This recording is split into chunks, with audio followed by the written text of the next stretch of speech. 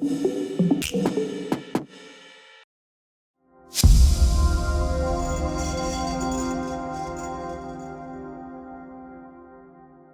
day, and welcome to this webinar on health systems and scientific research capacity in armed conflict settings, Palestine as a case study.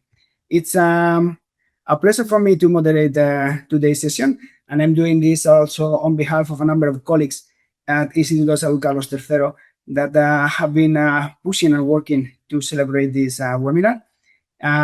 Today we will explore an issue which is complex as it is urgent, which is the impact of armed conflict on health system and on the capacity to generate scientific knowledge.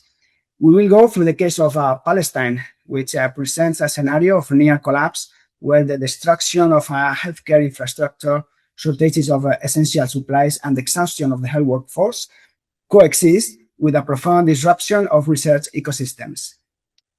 Not only are essential health services severely affected, but the ability to collect data, conduct studies, and sustain scientific human capital, this is also deeply compromised. In this context, significant ethical and operational challenges emerge, while research priorities often shift toward emergency response and humanitarian action amid a growing public health and mental health crisis. Through this webinar, through this session, we will reflect on these dynamics, their implications, and potential pathways to sustain both healthcare delivery and research in settings of extreme fragility. So thank you very much for joining us.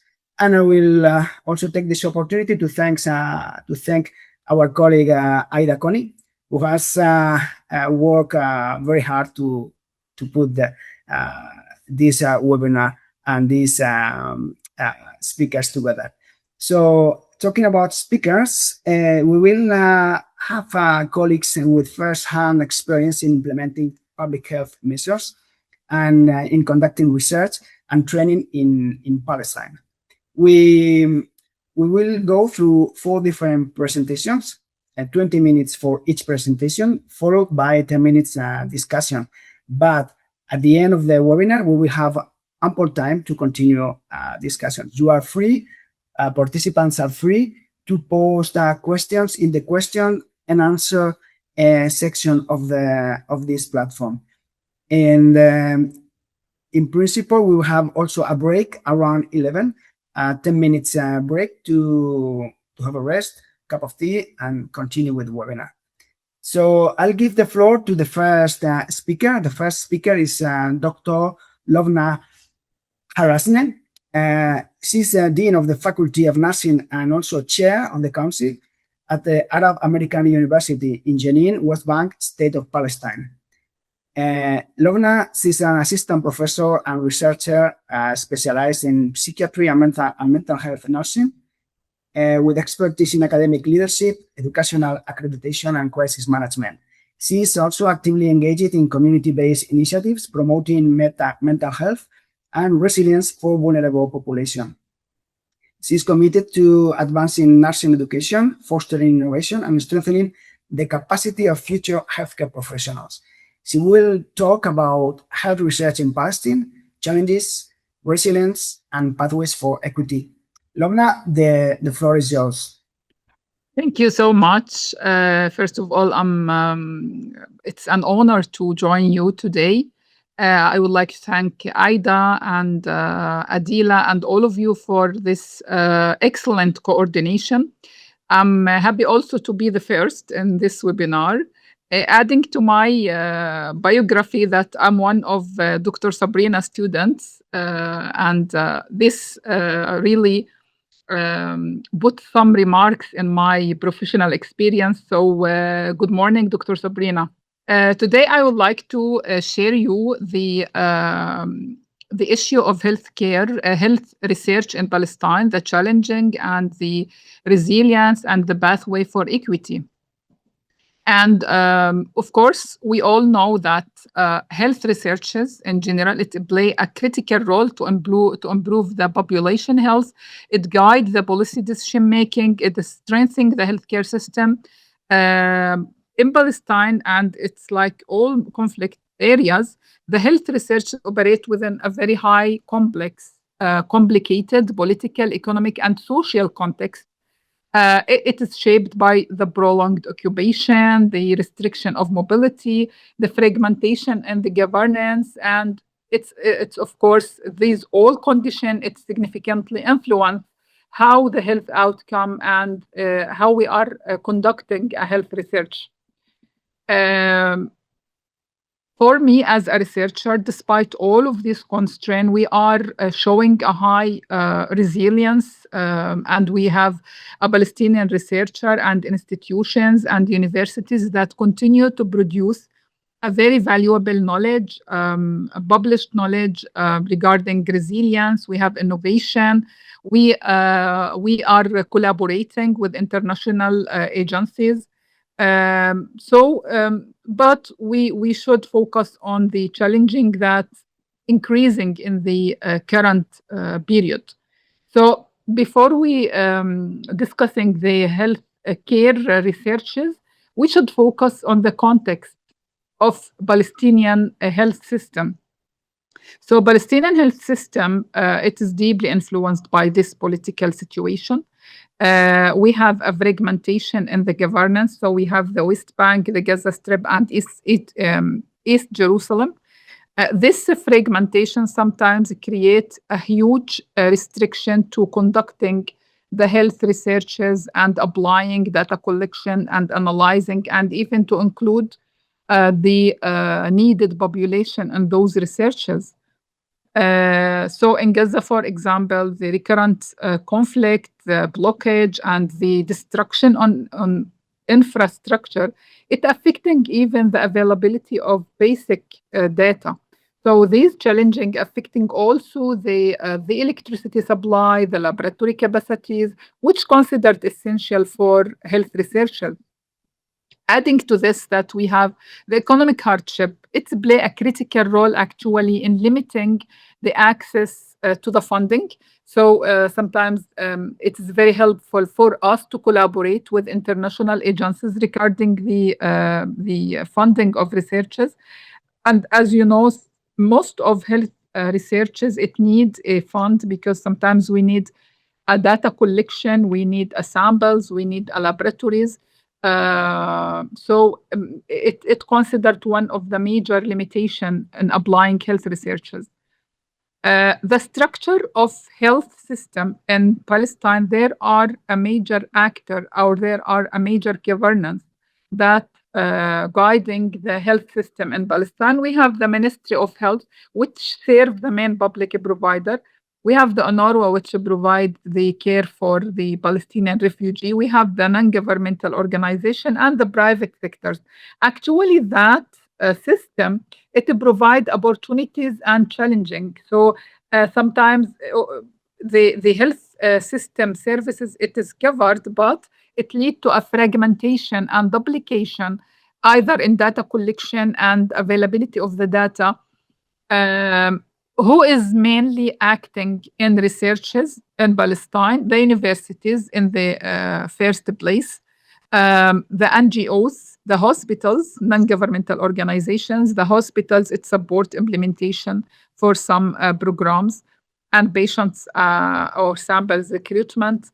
Government bodies like Ministry of Health, Ministry of Education, and international partners mainly. We are collaborate with international partner for the funding, training for the researchers, and some technical expertise. Also, that collaboration is very essential. The coordination is often complicated by political division and some logistic barriers. The key challenging that we face as Palestinian researchers in health system, first of all, the political and security constraints. So sometimes it is not safe for the researchers to move from one place to another or one region to another during data collection. This actually prevent or sometimes it delay the data collection Transportation, some biological samples, for example, it is very difficult. It's very complicated. Sometimes you need a special type of permission to move between one place to another, and this actually affecting in negative way the process of data collection. Fragmented governance, as we mentioned before, multiple authorities lead to delay in the approvals, lead to inconsistency in implementation by researchers, limited and unstable funding. Local funding, it is very hard to have it. International funding, sometimes it depends on a short project rather than prolonged or sustained project. Human capacity gap, we still until now having a shortage in trained professional in the field, like epidemiologists, biostatisticians, health economy. So this sometimes limit the opportunity to conduct a holistic health researches. Data quality and availability, actually that affecting which sample we are reaching. So the data quality, it's affected by that we cannot include the whole sample that representing the population. Sometimes some researchers, we Gaza Strip, for example, it's excluded.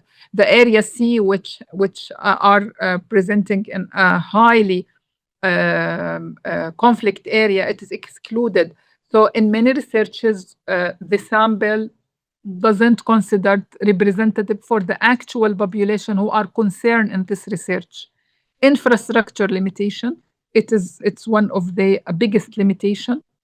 Knowledge translation to the field, even if we are conducting researches, finding it is not always easy to be translated in policy or practice due to a political limitation, due to a gap between the institutions, due to economic hardship. It's not always easy to apply the knowledge and to practice, which we consider, for me, I consider that the research right here, it is stuck because you cannot translate it in the field.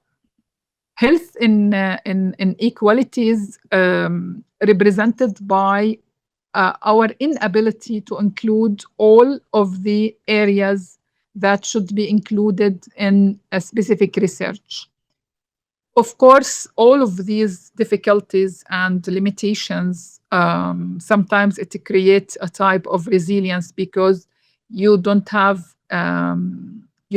options. You should be resilient. You should work under the current circumstances. So Palestinian researchers actually they show remarkable resilience. We try to make a community-based participants, like improving the qualities of the people in the field, like the nurses or the clinical workers in the field. They are helping very much in data collection and implementation of researches or projects. International collaboration, it is very helpful for us for, as I mentioned before, the funding and the training. The using of technology, it is very helpful. So sometimes if you cannot be in a specific area, we are trying to use the mobile applications, the websites to contact the people during data collection or even during a project implementation.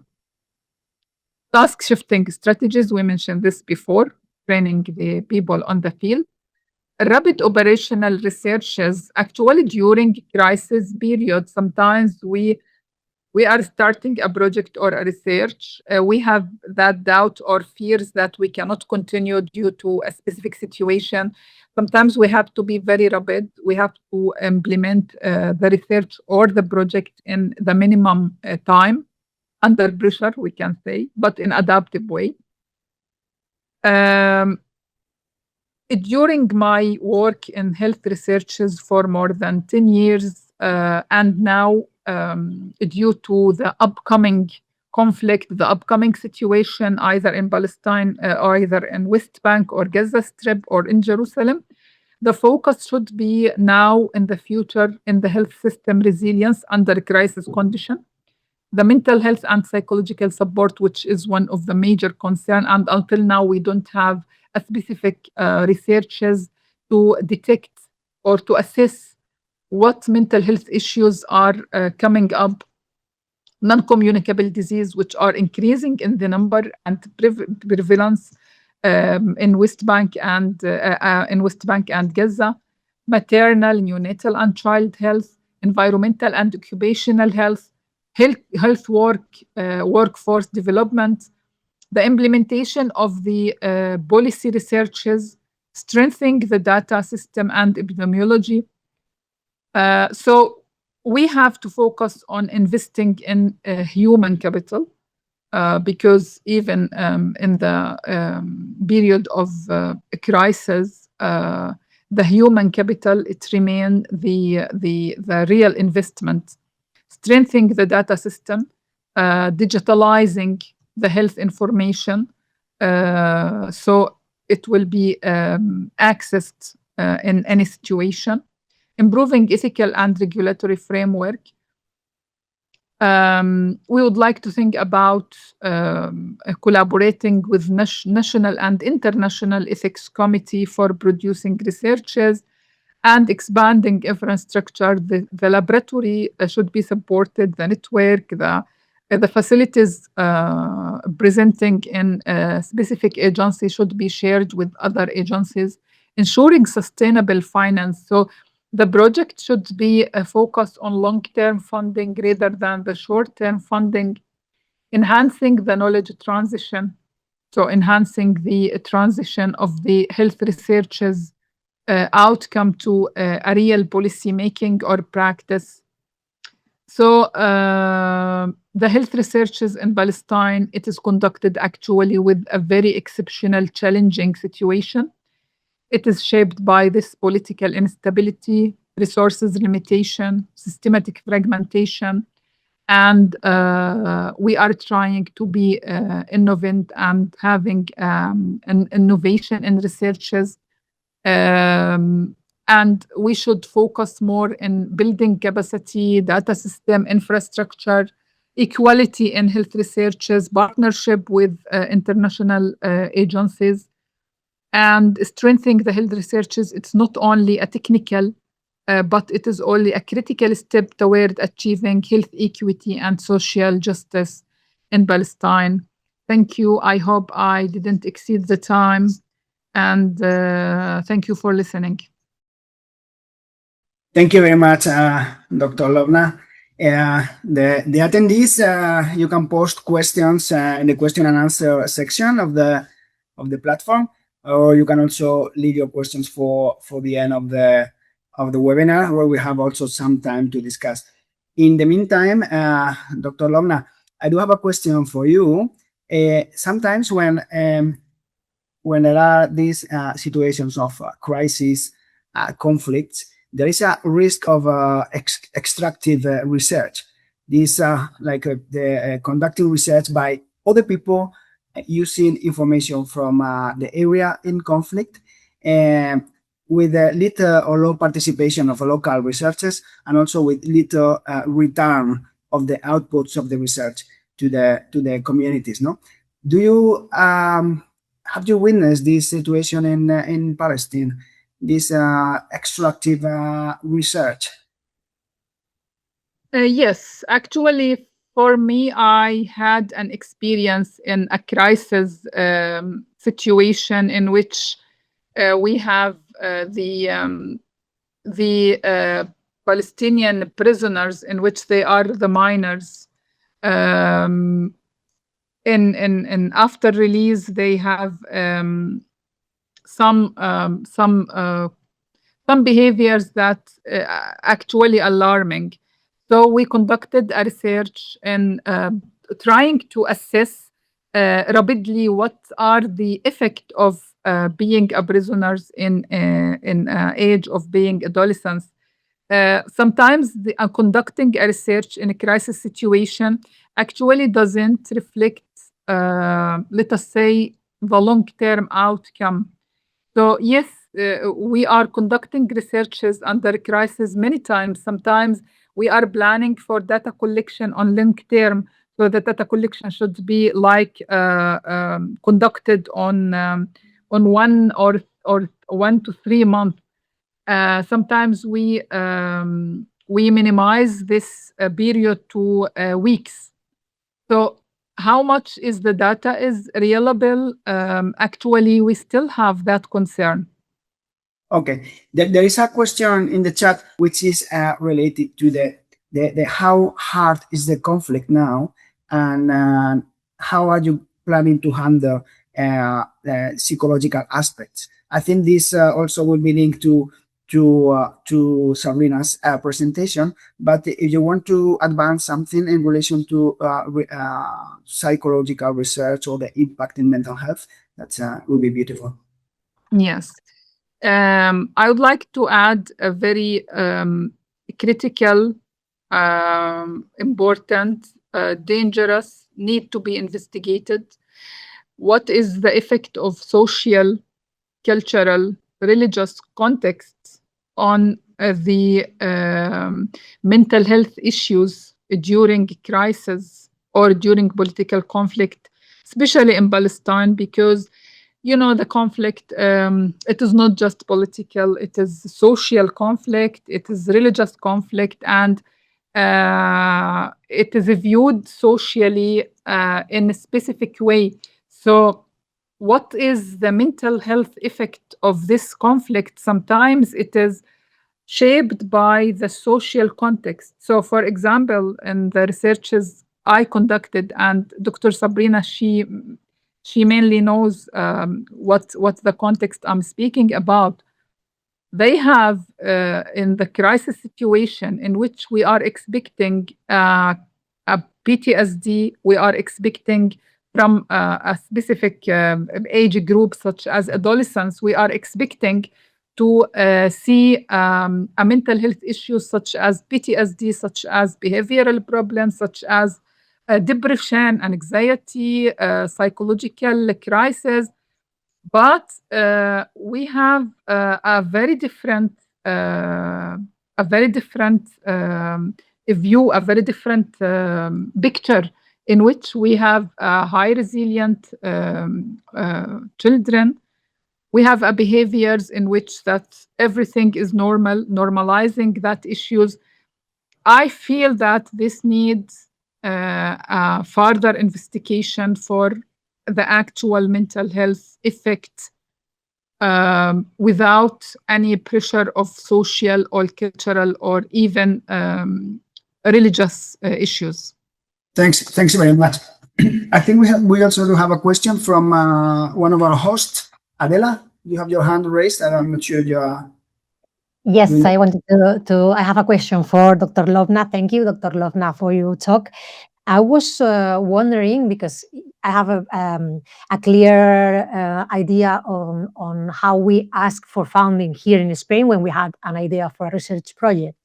But there in Palestine, how is the process? You have an idea for a research project. Do you have any public national fundings, or you only have international options? Actually, thank you for your question. Actually, the national funding, it is very limited.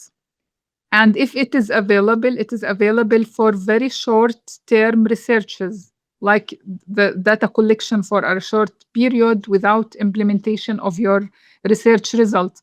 The main international funding for us, it takes the pathway from the universities in collaboration with international agencies such as Erasmus. It is one of the biggest funder for the researches. And sometimes you need to use your personal relationship to have a fund for a project. It is not easy. The funding process, it is not easy, but the local funding, it is very limited, and we cannot have it because, economically, Palestinian authorities, they have priorities. In the current time, the priorities in economic calculation, it is for the basic life issues.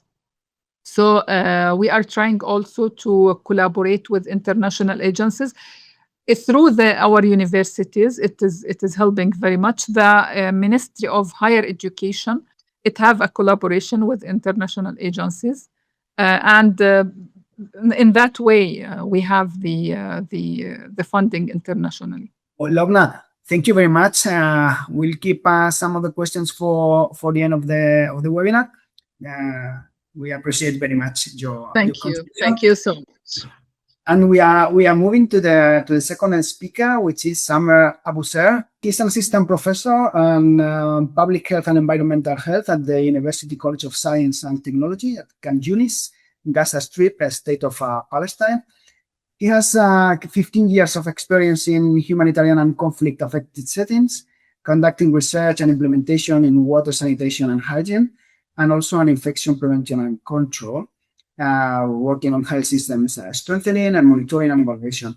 His professional interests include implementation research, emergency response, health equity, and strengthening local capacity in crisis-affected regions. Samer will share with us about the collapse of health in conflict, disease, food insecurity, maternal health, and attacks on healthcare in the Gaza Strip. Samer, thank you very much, and the floor is yours. Yeah, thank you. Thank you, Usra, and thank you, the other colleagues, for making or made it possible. First of all, good morning, everybody from Gaza. Thank you for the opportunity to speak at this important event. Today, I will present evidence from the Gaza Strip, where public health has been systematically targeted during almost 2 years of war, and where the aftermath carries its own immense burden. Before I begin, I want to make clear that statistics I will present today are not fixed. They continue to change, and the human cost remains overwhelming. Since the beginning of the aggression, approximately 70 72,344 Palestinian people have been killed, and 172,242 injured, and between 1.9 to 2 million people displaced, nearly the entire population of Gaza. By the end of March 2026, 2,582 humanitarian aid workers were killed, and 18,974 injured. A total of 435 deaths due to malnutrition have been recorded since the famine declaration in Gaza, including 150 children. Thousands of schools have been damaged, over 255 journalists killed, and tens of thousands of residential and public buildings either completely or partially destroyed. Health facilities have not been spared, with multiple hospitals bombed and many still out of service. This scale of destruction is unprecedented, and it has directly dismantled the pillars of public health: safety, shelter, nutrition, and access to healthcare. Over 80% of structures are damaged and or destroyed, reflecting near total urban disruption. Um, Critical systems have collapsed, with 89% of wash infrastructure and 77% of roads damaged. So the economic backbone is shattered, with 88% of business impacted. Even cultural heritage is affected, with 145 historical sites damaged. So this level of destruction is not only humanitarian, it dismantled يعني the every foundation required for health system functionality and recovery. Now, following the recent ceasefire agreement between United Nations, pact mediators, and the parties, some shifts are taking place. Aid flows are increasing. Some displacement يعني is reversing, but the devastation remains, and the public health crisis is far from over.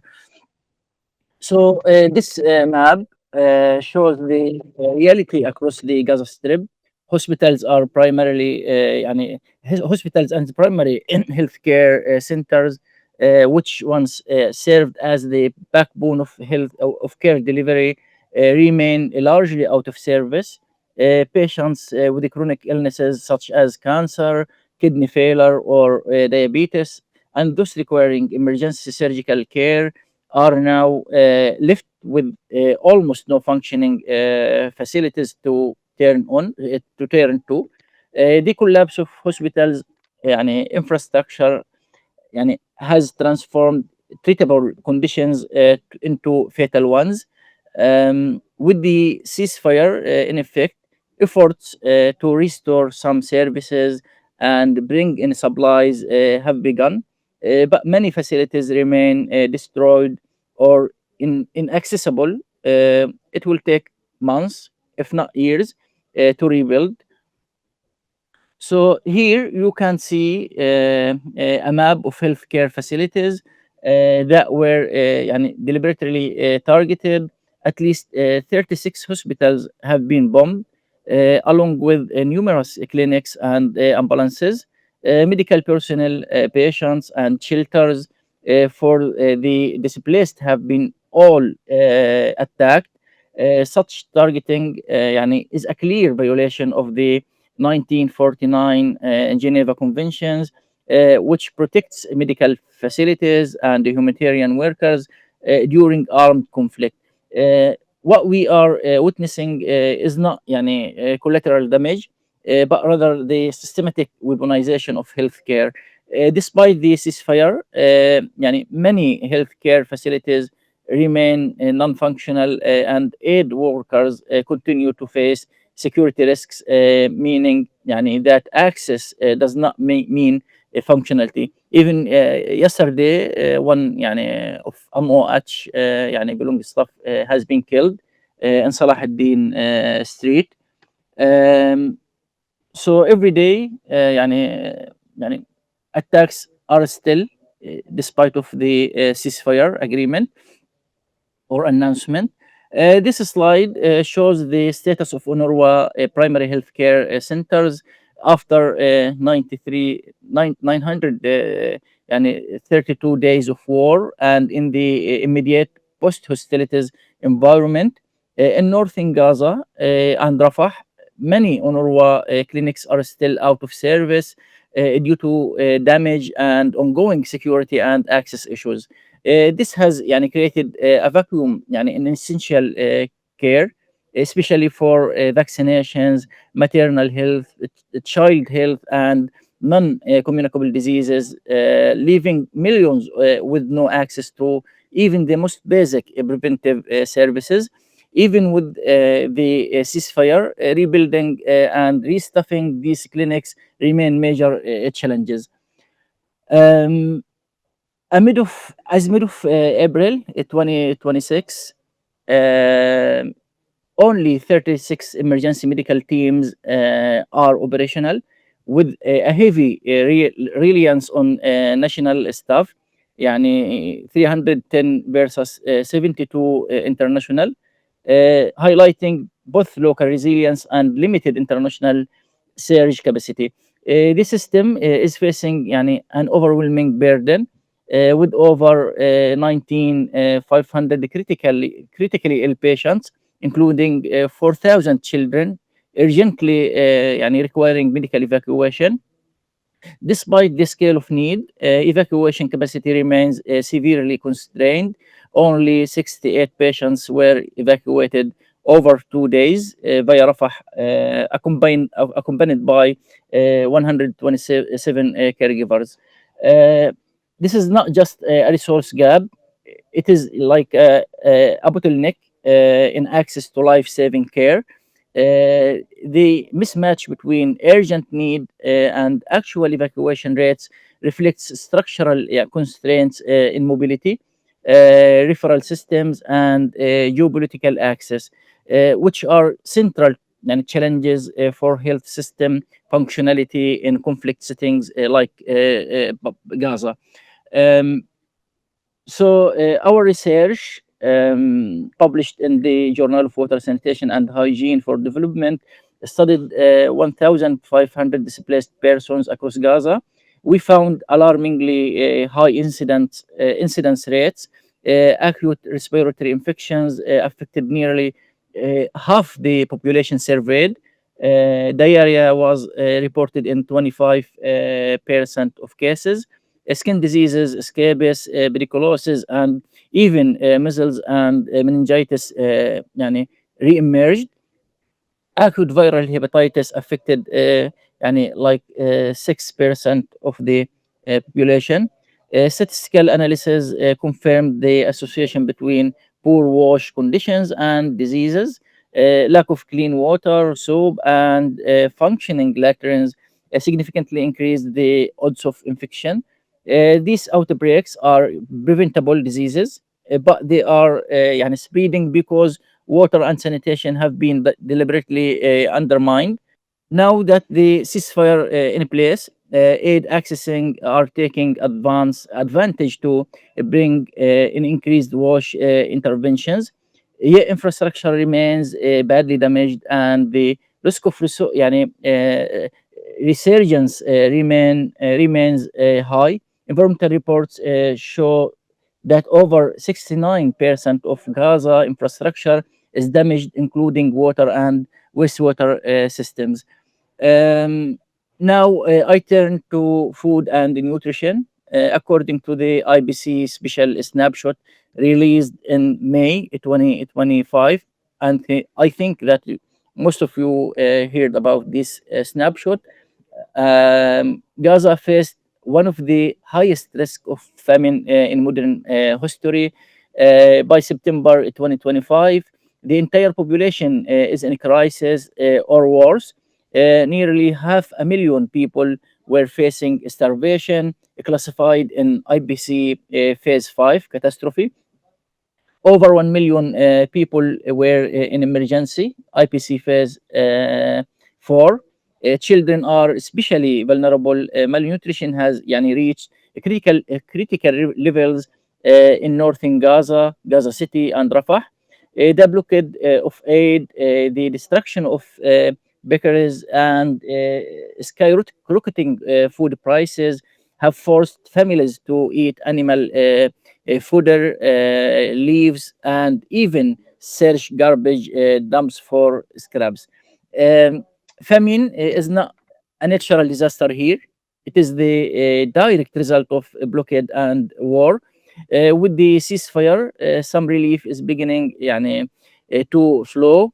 For example, according to the WFP, World Food Program, about 560 tons of food are entering Gaza daily, but this remains far below what is needed, especially in the north and Gaza, and access remains restricted. So 77% of population is in a crisis or worse levels of food insecurity, with some already in catastrophic conditions. Food production systems still nearly destroyed. Over 85% of agricultural assets damaged, leaving just 4% of land usable. Households are resorting to extreme coping mechanisms, including burning waste to cook. Child malnutrition is rapidly escalating, with thousands of cases monthly, including severe cases. Dietary diversity has collapsed, with most children consuming two or fewer food groups. In 2026, tens of thousands of children and mothers are expected to require treatment for acute malnutrition. Uh, this is not just food insecurity, it is like a systemic collapse of food, health, and nutrition pathways, directly threatening survival, especially among children and mothers. Uh, Maternal and newborn health has collapsed as well. At the Al Emirati maternity hospital in Rafah, newborns are forced to share incubators. In Khan Yunis, mothers describe losing babies due to lack of power for incubators, lack of milk, and lack of medicine. Um Let me share just one story with you. Reem Abdullah, displaced from Shujaiya, arrived at a hospital exhausted, hungry, and without medicine, only to find her fetus had died days before birth. These stories are repeated daily. Miscarriage, stillbirth, and preventable maternal deaths are rising sharply. Starvation and displacement are literally snatching children before birth. um, with this the ceasefire, there is some increased humanitarian access to maternity and child health programs, yet the baseline has dropped so low that rebuilding trust and services will take time. um, this figure illustrates the chaos caused by repeated evacuation orders. Civilians have been forced to move constantly, uh, often on foot, under bombardment. For NGOs and emergency responders, it has become nearly impossible to deliver aid, maintain continuity of care, even track displaced population. Each evacuation order further dismantles the fragility or the fragile health system. Under the ceasefire framework, some stability is returning and movements are beginning to slow. Yemen's rubble, destroyed roads, and infrastructure continue to hamper safe movement and aid delivery. Um, the humanitarian space is shrinking. Hundreds of aid workers, thousands of health workers, and hundreds of journalists killed. Million people, including يعني the Gaza Strip is around 2.3 million people, including 1 million children. Uh, they need protection and mental health support. The social fabric is deeply affected, with over 58,000 children orphaned. Massive displacement persists, with almost 900,000 people in needing emergency shelter, over 320,000 housing units damaged, leaving families without safe living conditions. This is not only a health crisis, it is a collapse of protection systems, where both services, providers and civilians are at extreme risk. I'm going to finish actually. Dr. Aida is telling me to finish. Okay, just 3 minutes. So, uh, humanitarian access in Gaza during the war has been severely constrained by a complex system of coordination, requirements, insecurity, and infrastructure collapse, fundamentally limiting the delivery of life-saving assistance. Most humanitarian movements require period, long period prior approval, and even when facilitation is granted, missions are frequently delayed, embedded, or only partially completed due to conditions on the ground, including يعني active hostilities, damaged roads, and shifting security dynamics.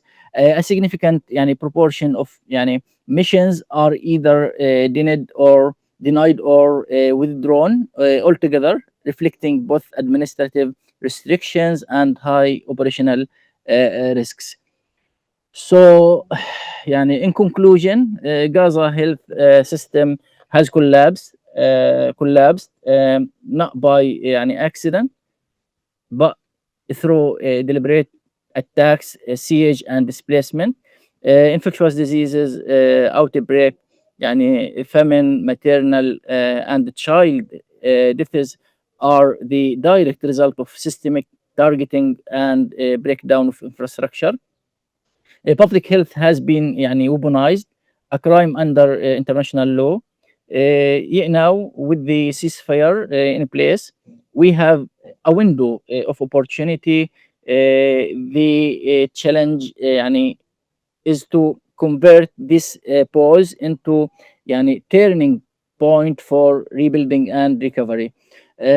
So our call to action is urgent. First, maintain and expand the ceasefire, avoid a return to active hostilities, uh, يعني unrestricted humanitarian access to food, water, medicine, and medical equipment, especially into northern Gaza. يعني currently يعني aid is entering, but deeply insufficient and يعني heavily يعني delayed.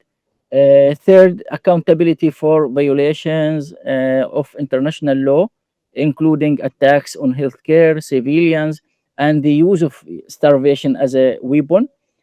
Fourth, global solidarity from health professionals and institutions, including support for rebuilding health infrastructure, training, capacity building, supplies, and psychological care.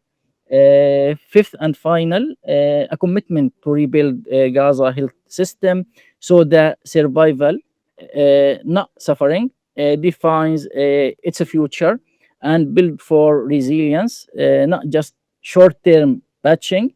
The environmental damage, the infrastructure gaps, and the psychological trauma will linger long after bomb stop. Thank you. Thank you very much, Summer. Well, this is hard to listen. I do have a question with the hope of having a positive answer, but I think it's going to be complicated. No, it's about the impact of healthcare targeted attacks. So, with this increasing frequency of attacks on healthcare facilities, have you experienced or are you aware of any local or international mechanisms, even if there is a small scale, that have proven to be effective in protecting healthcare workers and at the same time maintaining IPC and WASH standards and the fire? I guess it's a no, but Yeah. wanted to know. Actually, actually, many of international يعني organizations staff has been يعني targeted and killed in Gaza during the war. Now, Minister of Health is the lead of health system in Gaza. There are many international organizations operating field hospitals and field primary healthcare centers in Gaza. Um, so they are supporting the Minister of Health in providing healthcare to and services to the population.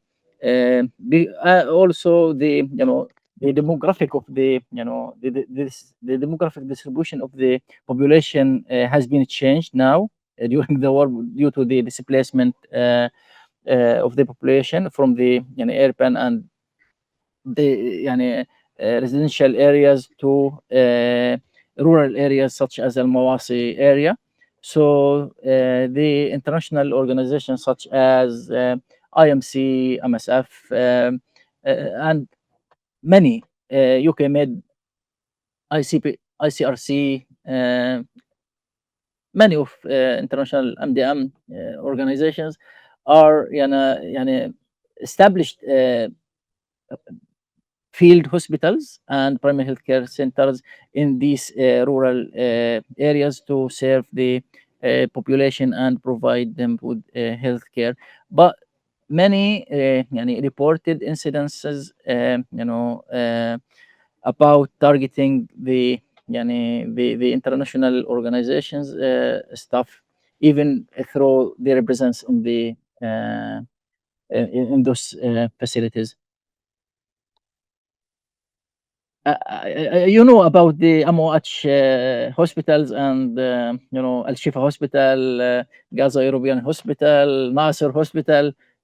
They are all targeted. Abu Yusuf Al Najjar Hospital in Rafah, and some of them, Kamal Udwan was demolished. يعني totally. Yeah, Indonesia Hospital in north of Gaza. Most of MOH hospitals were targeted. And still healthcare stuff uh, uh, present in the Israeli prison. So this is the reality. So sad to hear that. It's so hard. So thanks very much for your answer. I think it gave us a very strong message. Yeah, Esra, in the beginning of the war, the wash systems have been interrupted. So we reported incidents or outbreaks of re-emerged infectious diseases, so like polio, hepatitis. So after that, you know, it- all of these infectious diseases spread due to the poor wash, services. So after that, international organizations and paid attention to this sector and started, distributing latrines, hygiene kits, dignity kits to the IDBs. Yeah, and now MSF Holland is the one of the main desalinated water producer and distributor in the Gaza Strip. I'm sorry because there are other questions, but that calls another question which may be related. No, many times under crisis we see these WASH and IPC interventions like working as cycles. No, when there is emergency or there is the cycle of WASH interventions, IPC interventions. But in this case, which is a chronic situation, it's not anymore a cycle. No, it's been Yeah. lasting ages, right? Is there any strategy in mind to make these interventions like a long term, like I know it's difficult, but like making more sustainable? Yeah, the issue, the main challenge is the crossings. It is even not easy to the international organizations to import hygiene kits. Even now we are facing main challenge in providing or access to engine oils. So I think if the engine oil is still not allowed to get in Gaza, all desalination plants will be stopped, will be not operational.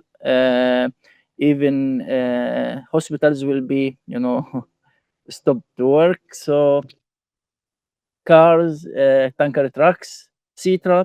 So now 1 liter of engine oil equals like 200, $300 USD. This is a heartbreaking, eh? Yeah, and the need is high. The hygiene stuff or kit items are not available in the local market. So people, rich people, poor people, are relying on aids. So yeah, this is another point. And the skyrocketing, rise of prices of the hygiene items. Uh, you know, most of people are vulnerable. They can't they can't buy from the local market with these prices. Very, very hard. Yeah, they are not affordable actually. We do have Summer. We do have a question from Dr. Lovna, and then a question from the chat. Yeah, If you don't mind, yeah. Okay, Okay. thank you, Dr. Samer. Thank you so much. thank you. Um, I want to clarify if you evaluate that the Ministry of Health are now able to form at least short-term plan to restore the like the health issues, the basic health issues, the malnutrition, the immunization for children, or do you evaluate that the Ministry of Health with other agencies are still working under a crisis situation or day by day decisions? Yeah, actually, we can't transition from, we are still in emergency phase. Every day, there are bombardments, there are airstrikes, mass casualties every day. So, the challenges, in front of health system, uh, no electricity, no even, spare items for we don't have MRI, we don't have CT scan, we don't have X-ray. Even before the war, X-ray and other medical equipments were classified as dual use items. So they are not allowed to be enter Gaza. Uh, Amwatch and other partners, either local and international organizations, are trying to restore some services. Um, but we still need time and fund to be able to restore all services. And unfortunately, now a lot of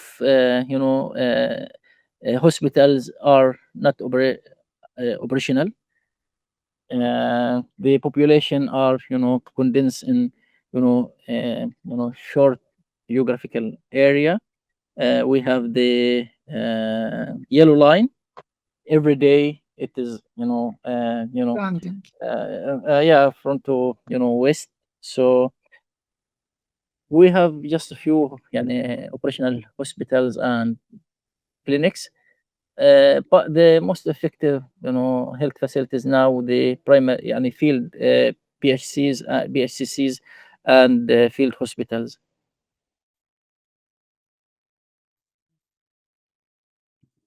We do have a question in the chat, and then we will get the question from Sabrina, if that's okay with you.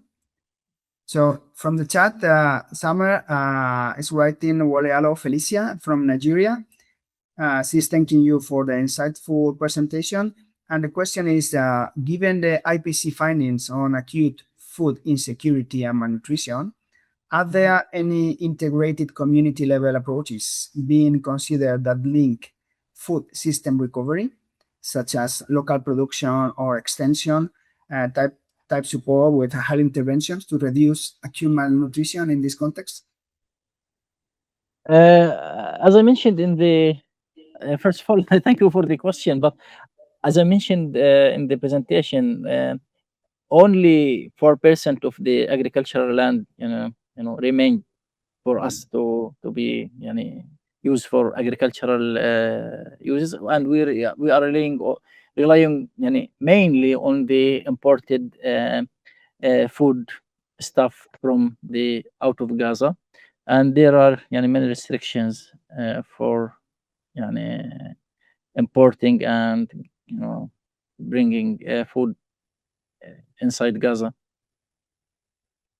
The UNICEF and other international organizations are hardly work during the war to combat the malnutrition issue, uh, especially among children under 5 and women, pregnant lactating women. There were many programs. Also, the WHO established many nutrition stabilization centers. They were distributing like nutritional biscuit and uh, some of nutritional food for children and women. But unfortunately, the problem is combined. There are many confounders affecting the population health, malnutrition, poor wash services, stress, mental health problems, economical, hardship, a lot. يعني insecurity, targeting, we have huge number of orphans nowadays in Gaza, huge number of unaccompanied children. Yeah, the situation's so complicated, so harsh. Thank you. We are getting Sabrina's question. Thank you, Dr. Summer, for Thank you, all of Sabrina. the informations, and we see you connecting in a tent. We don't want to, we don't want to romanticize the Palestinian resilience, but for sure, you are giving us all of the vibes of strength connecting with us today. Thank you very much. My Thank you. question Thank you, is, Sabrina. what are the mental health services remaining in Gaza? Consider that a lot of us, mental health workers, psychotherapists, psychiatrists, we really have the willing to come to our brothers and sisters in Gaza.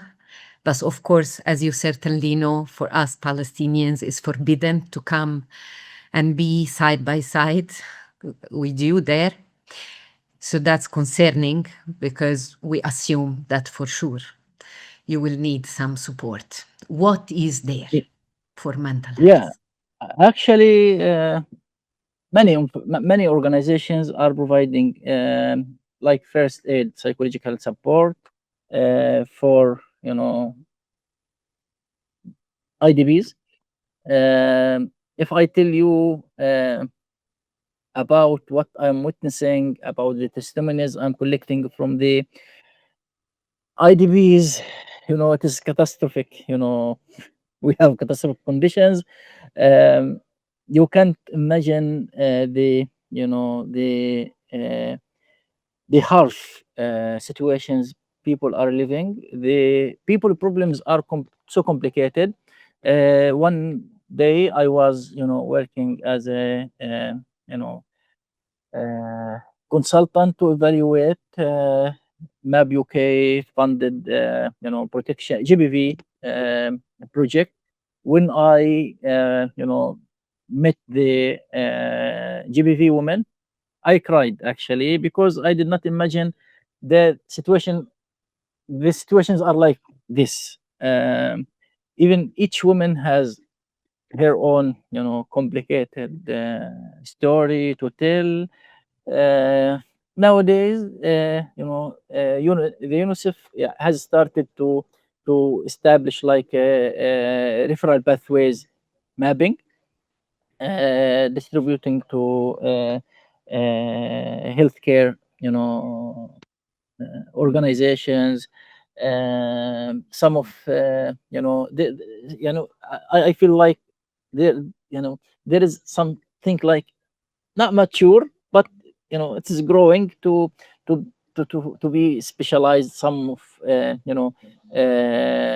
organizations are working with unaccompanied children, children under kinship, care. Some of them working with GBV, SGBV women. Some of them working with yeah. Even there is some projects recently started working to improve or to empower economically empower women.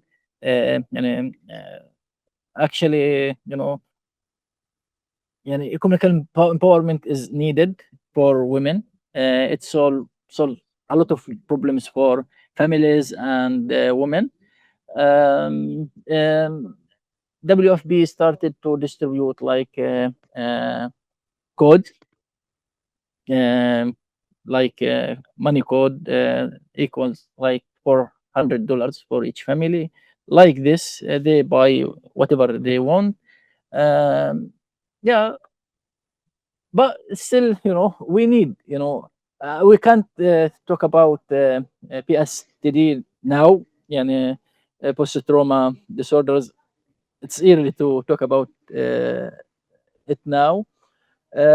People are still living in tents, um, overcrowded shelters. So the situation is so miserable. I If you understand. if you need further information about the mental health, I can share with you some reports and some materials that can explain about the MHPSS situations in Gaza. But it is out of imagination. يعني, even me, يعني, when every time I do testimony collection, I get surprised. Is it this is like this? Even children have been changed in terms of behavioral, changing. They came like aggressive, tough. Um, Even mothers, I can tell you, fathers like the same. People have been changed in terms of behavioral attitude. They got very very aggressive, all due to the bad situations they are living. Thank you, Dr. Samer. Thank you very much. Thanks. Thank you, Summer. Thanks, Sabrina. I don't know if you can Yeah. take one more question before we break. Will that be okay for you? Yeah, it's okay. Okay, so we do have a question from Aida Connie, our colleague, and she's asking, okay, whether there is a mechanism of coordination between all the working agencies regarding the delivery of services to ensure coverage. And yeah. Yeah, actually, we have health cluster, nutrition cluster, protection cluster. They are working, to cover the services they need to for mapping the services. So, يعني يعني I'm much in collaboration with other local and international NGOs, are working hardly to improve the IDP situations.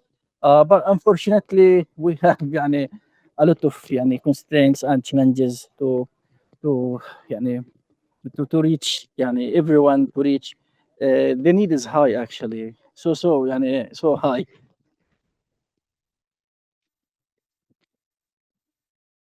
Okay.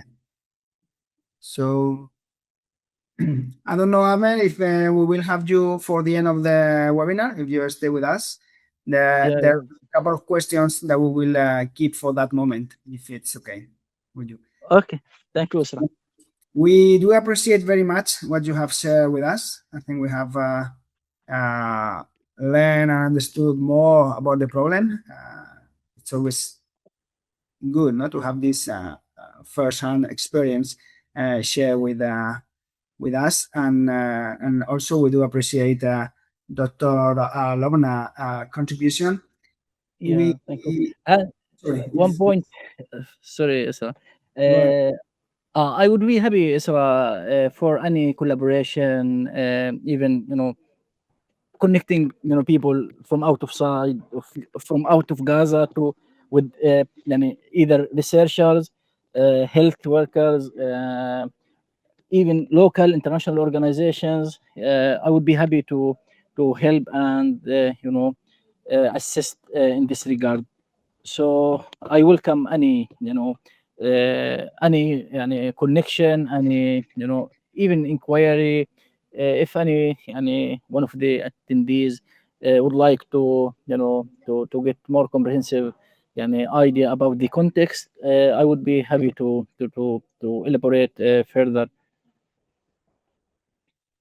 Thank you very much. That's much appreciated. We'll take note of that. Welcome back to the webinar. We are continuing the session with our next speaker. She is Sabrina Russo. Sabrina Russo is an assistant professor at the Arab American University in Jenin, West Bank, State of Palestine. She's a clinical psychologist and psychotherapist specializing in mental health and trauma in crisis settings. She has served as an assistant professor at several Palestinian universities and collaborated with hospitals, NGOs, and international agencies to train mental health professionals, design clinical programs, and create several rehabilitation centers. Her academic work explores themes such as collective trauma, resilience in conflict settings, mental health and human rights, and the lived experiences of children and women under occupation. Sabrina will talk about whether Western mental health models make sense in the Palestinian context. Sabrina, if you're ready, the floor is yours. Thank you. So first of all, Yani, I want to thank the organization of this seminar, and my deep pleasure to share this platform with my colleagues, which I thanks also. So I'll present today my latest research. The title is Challenging Mental Health Assumptions in the Palestinian Context. And I would like to... Okay, I want to see... Can you see my next slide? No, we are still with the first one. Okay. I'm sorry, I'm not the best in technology. Can you see my second slide? Now we have the second, yes. Okay, perfect.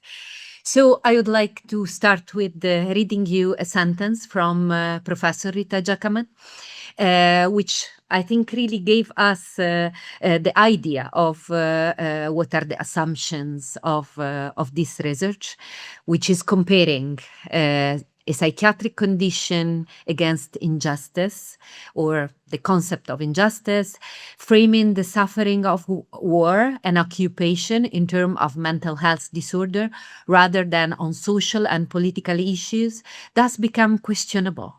What is the utility of post-traumatic stress disorder as a diagnostic category that frame distress and suffering due to oppression as a psychiatric condition?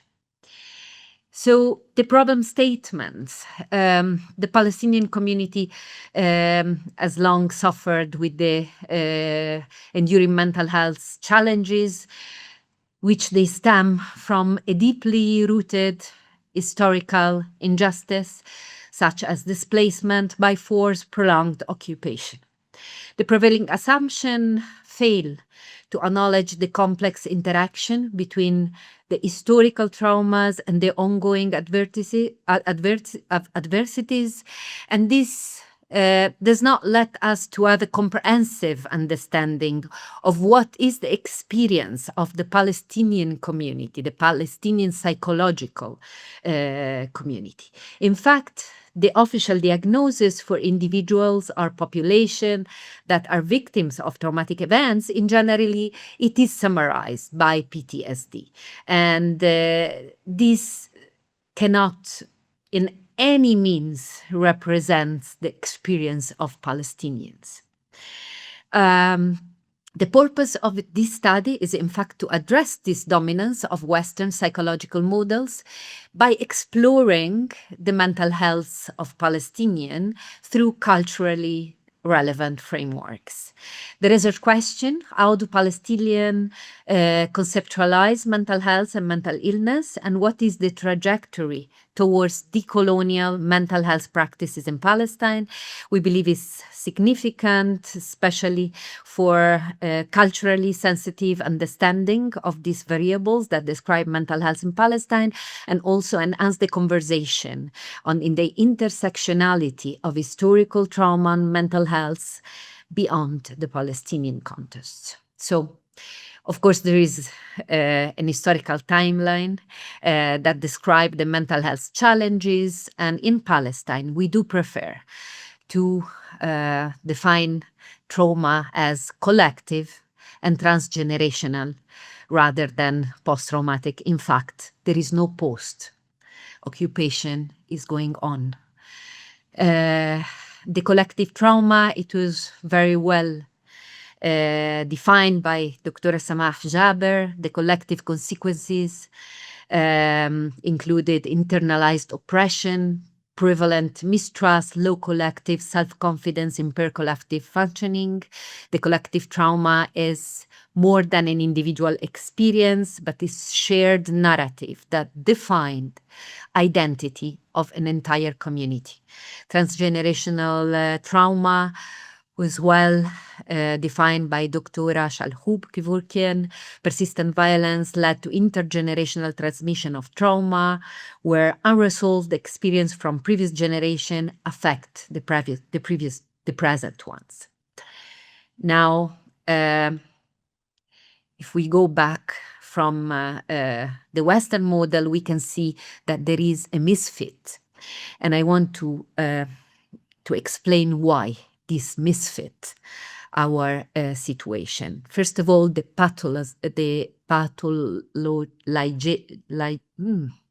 pathologization of suffering and also of resilience.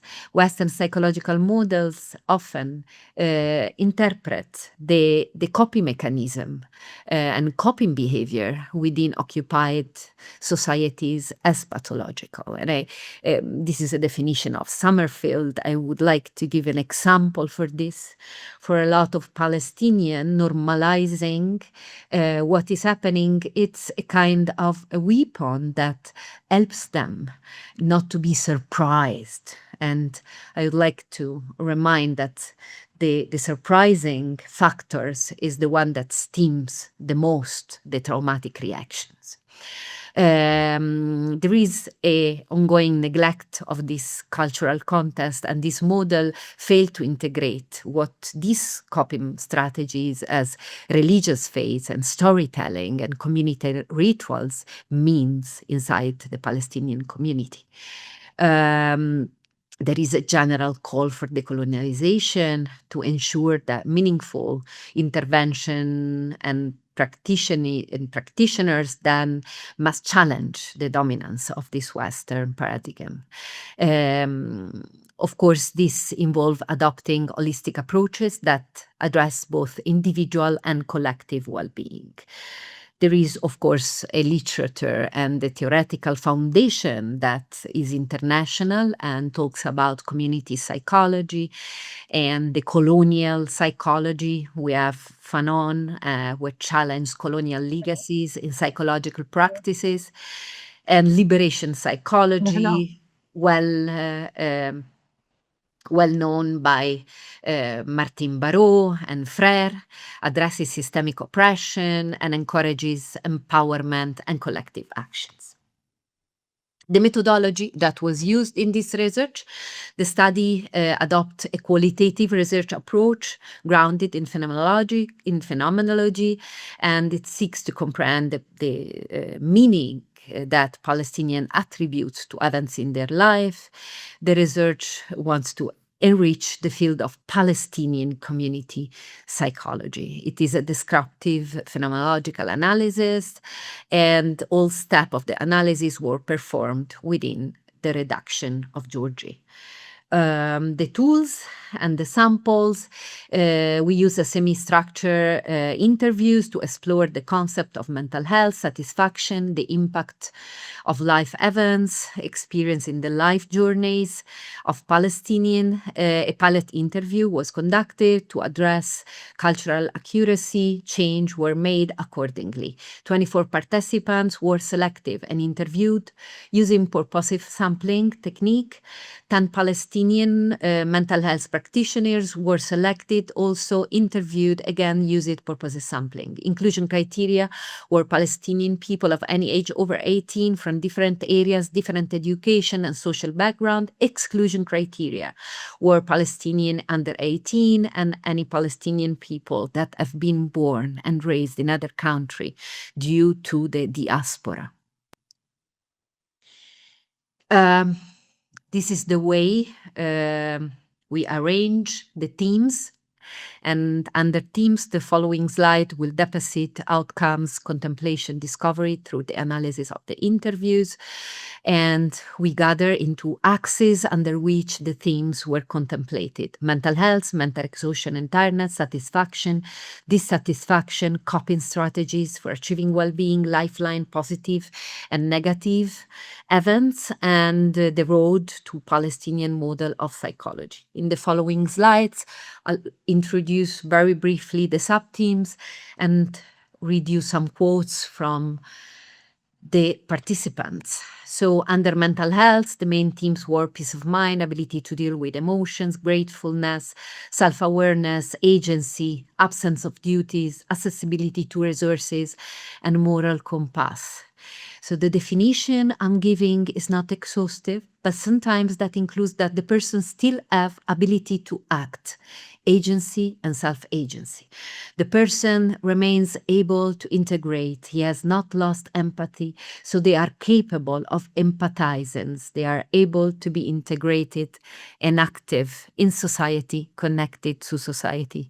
I choose this quote to present, especially in this time in which empathy looks to be a defect more than a value.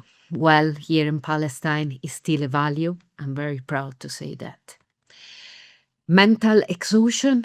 The main themes were collective political frustration, inability to deal with emotion, physical manifestation of mental exhaustion, expectation, religious restriction, traumatic events, and fallacy of productivity.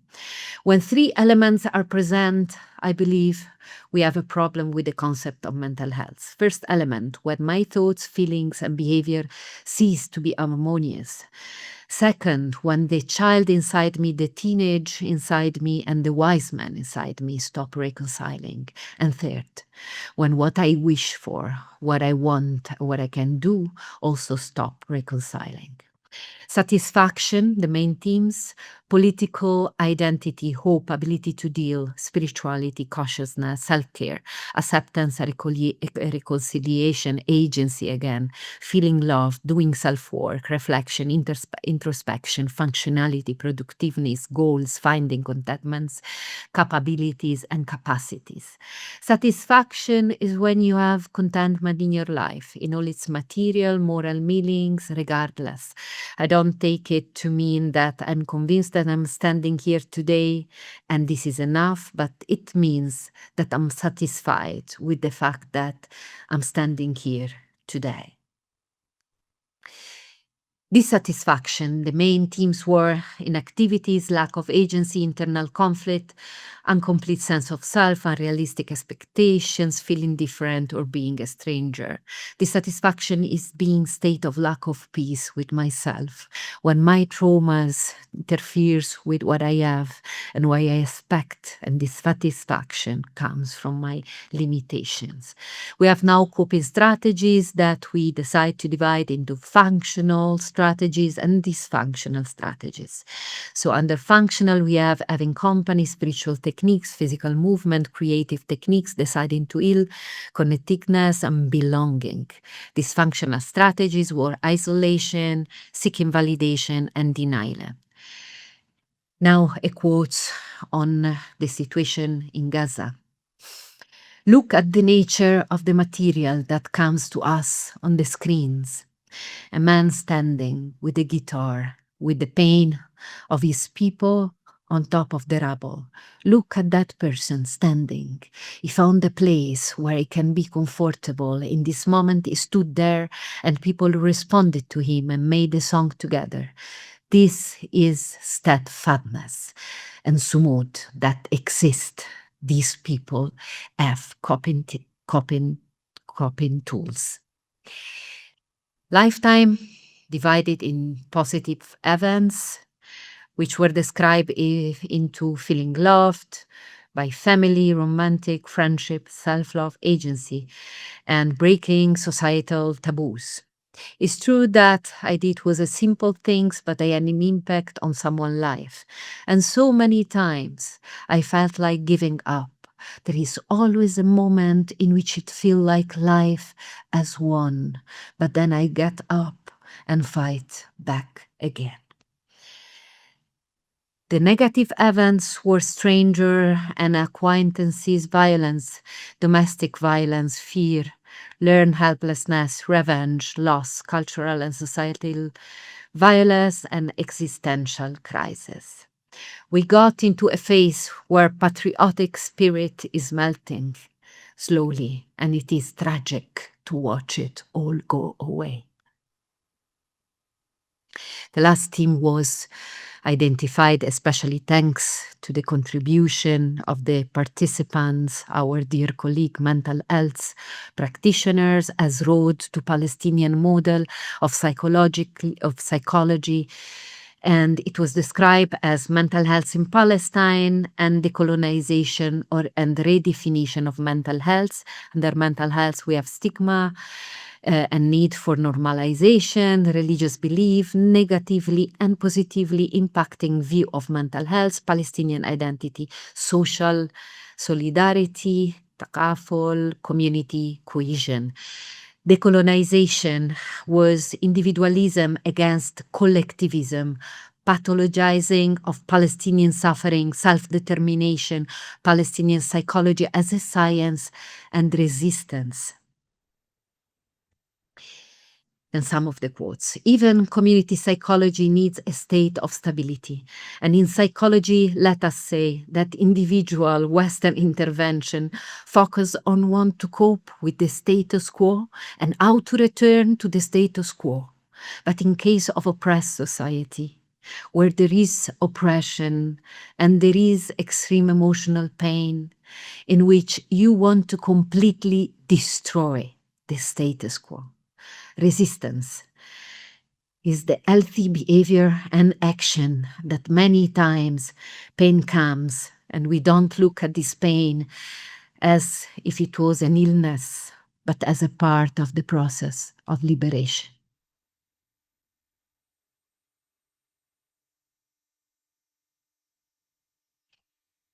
Let me show you how I proceed for the discussion of my findings.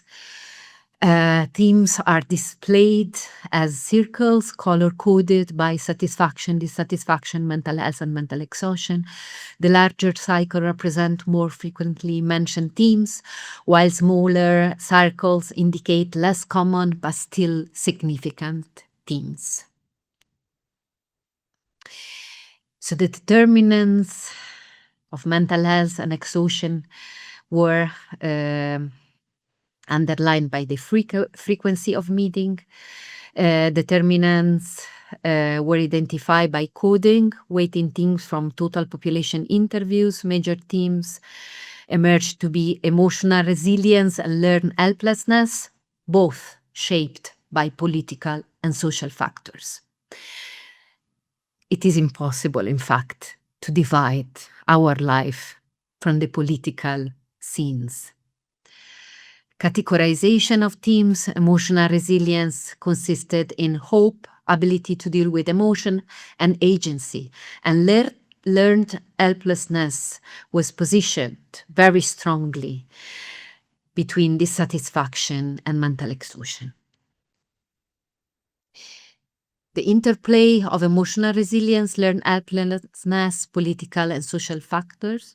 So emotional resilience was described as maintaining hope, agency, and emotional regulation. Open agency were tied to collective survival and resistance. Emotional resilience, the protective factors against learned helplessness and mental exhaustion. And learned helplessness was stemming from prolonged exposure to occupation, systemic disempowerment, and political instability that leads to emotional burnout, dissatisfaction, and powerlessness. Structural violence, occupation, displacement, and economic instability led to psychological exhaustion and dissatisfaction. And now the roadmap to Palestinian model, it came out to be described as the need for a new paradigm. Traditional Western models are insufficient for addressing Palestinian mental health. We need to call for decolonial and liberation psychology. Mental health intervention must acknowledge political oppression and human rights violation without fear and without shame. The key foundation of this new Palestinian model are sumud, steadfastness, as a cultural resilient framework, the shift from individualism to collectivism, and reducing stigma around mental health. To implement this Palestinian mental health framework, we have some core elements: the social solidarity and the community cohesion, collective identity and mutual support, faith and spirituality as a significant coping resource, but also to be considered somehow as a source of stigma, indigenous knowledge and resistance, strengthening mental health through historical and cultural narratives, the practical steps, developing context-sensitive intervention, establishing alternative healing communities, and advocate for policies that incorporate mental health within human rights framework. And to conclude, a Palestinian model of psychology must be holistic, decolonized, and community-driven to ensure the lasting impact. And the only way and the only cure for Palestinian suffering, I have to remind, it is justice and no more than justice. And thank you very much. Thank you very much, Sabrina. Very interesting insights. I do have a question. You introduced this concept of sumud, right? Sumud? Did I? Okay. So first, whether this, I understand you are proposing this as a framework to address mental health in issues in Palestine, but on the other hand, I have this feeling that highlighting this idea could have a negative impact to not to the people in Palestine, but to the people outside Palestine. No, if we assume this idea of Palestinian people being resilient and being able to endure with all this conflict during long term across generation? Wouldn't that be a way to normalize this systematic violence? Like, no problem, Palestinians will cope with that. They have these strategies. They are resilient people. They have been struggling and enduring, and they are still there. No problem if they suffer a bit more, if there is a little bit more of pressure. I don't know if that. I mean, I understand it's a good point, of course, what you're proposing. But on the other hand, I think if we listen to that from the outside, that interpretation can come to our minds, no? Like, okay, they are very strong. They will endure. No problem. They will endure. No, but that's just a comment. I don't know what you think. Sure. Yani, thank you very much for the question. It is a very important question, especially in a moment in which a lot of people in Palestine, they are pushed to leave. And well, yes, of course, yani, as I mentioned before, yani, the idea of Salud, which is deeply related to resilience and agency, should not ever be romanticized and believed that people has to be steadfast. The concept of Salud, it is not the physical act of staying in a place, is knowing very well that we do have the right to stay in the place, which is very different. Because when you talk sometimes with Palestinians of the diaspora that they were displaced many years ago and they were pushed to leave Palestine, well, they still have a sense of sumud. And this is something that Palestinian brings with them wherever they are. So it is not what we really have to understand is that the Palestinian resilience, it is based on the fact that Palestinian knows very well what are their rights. No, Israel, there is something which is really fascinating. Palestinian children, they learn in school since they are very young to what are the international laws, what are the rights, what are human rights. I've born in Italy and I lived in Italy for around 25 years, and I spent here in Palestine the other 25. And well, so I know very well how we are learned in Western countries, and I could see the difference.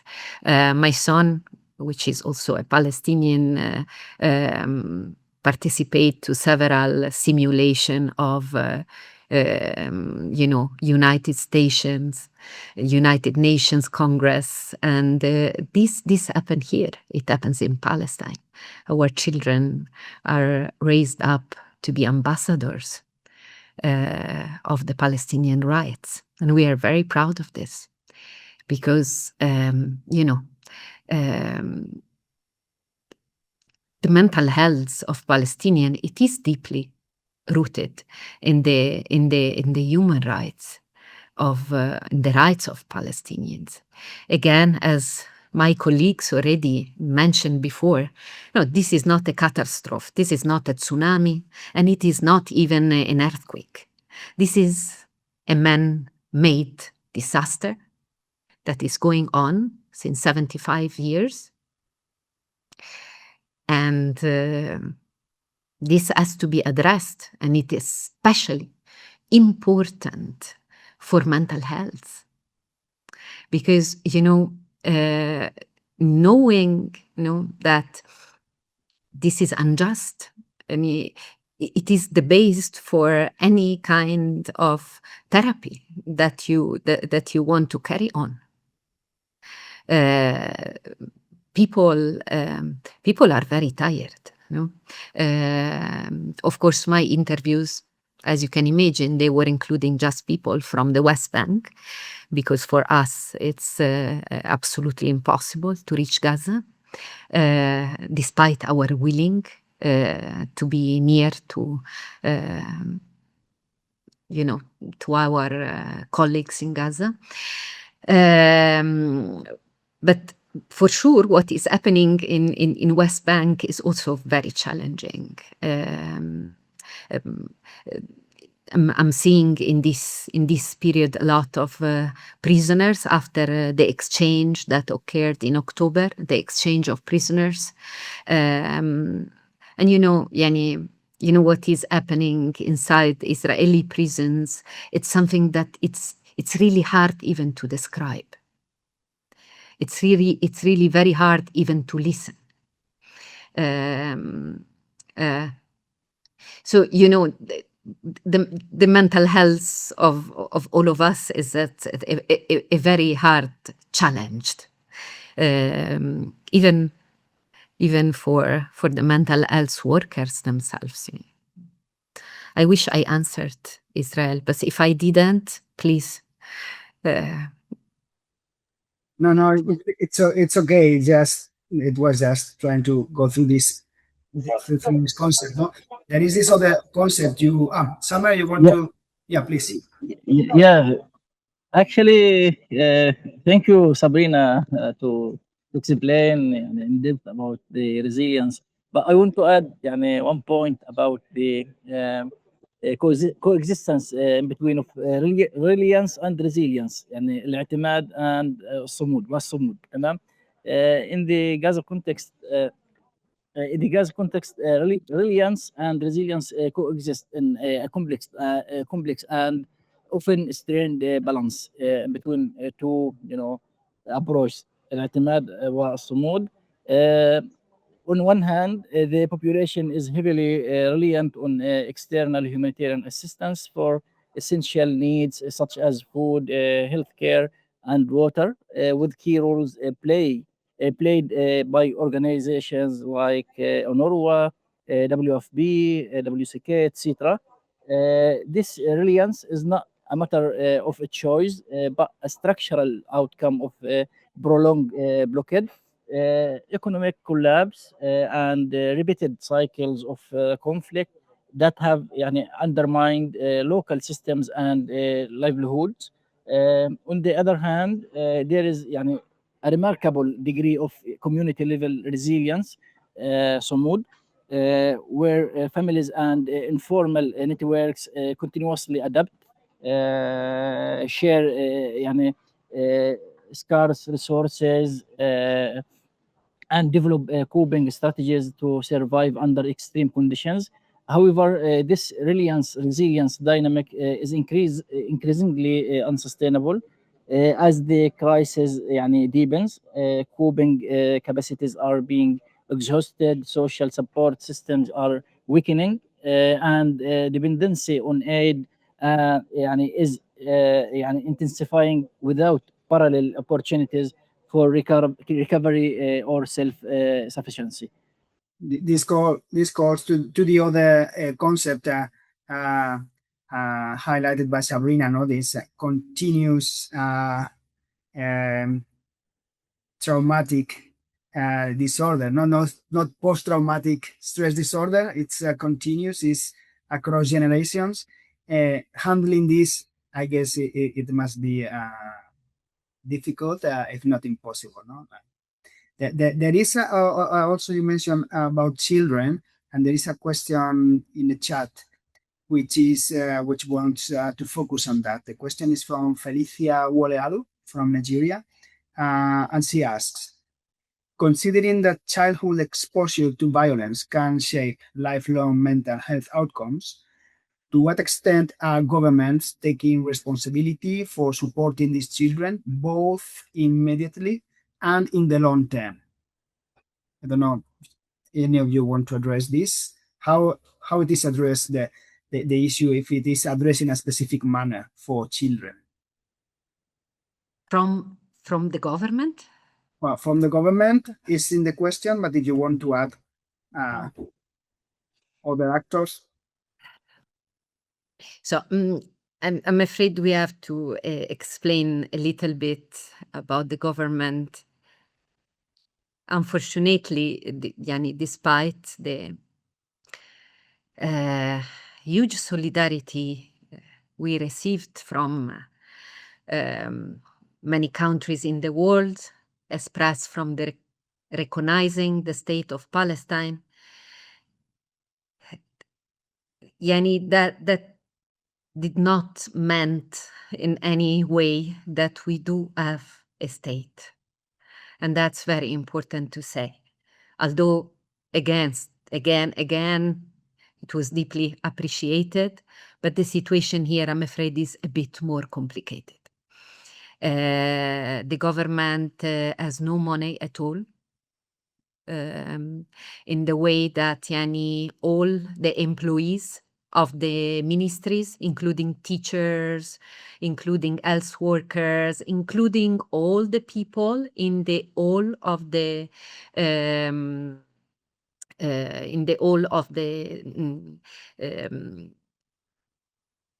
the ministries in general, they are barely receiving a salary. Maybe 1/4 of their salary. So yeah, I absolutely the government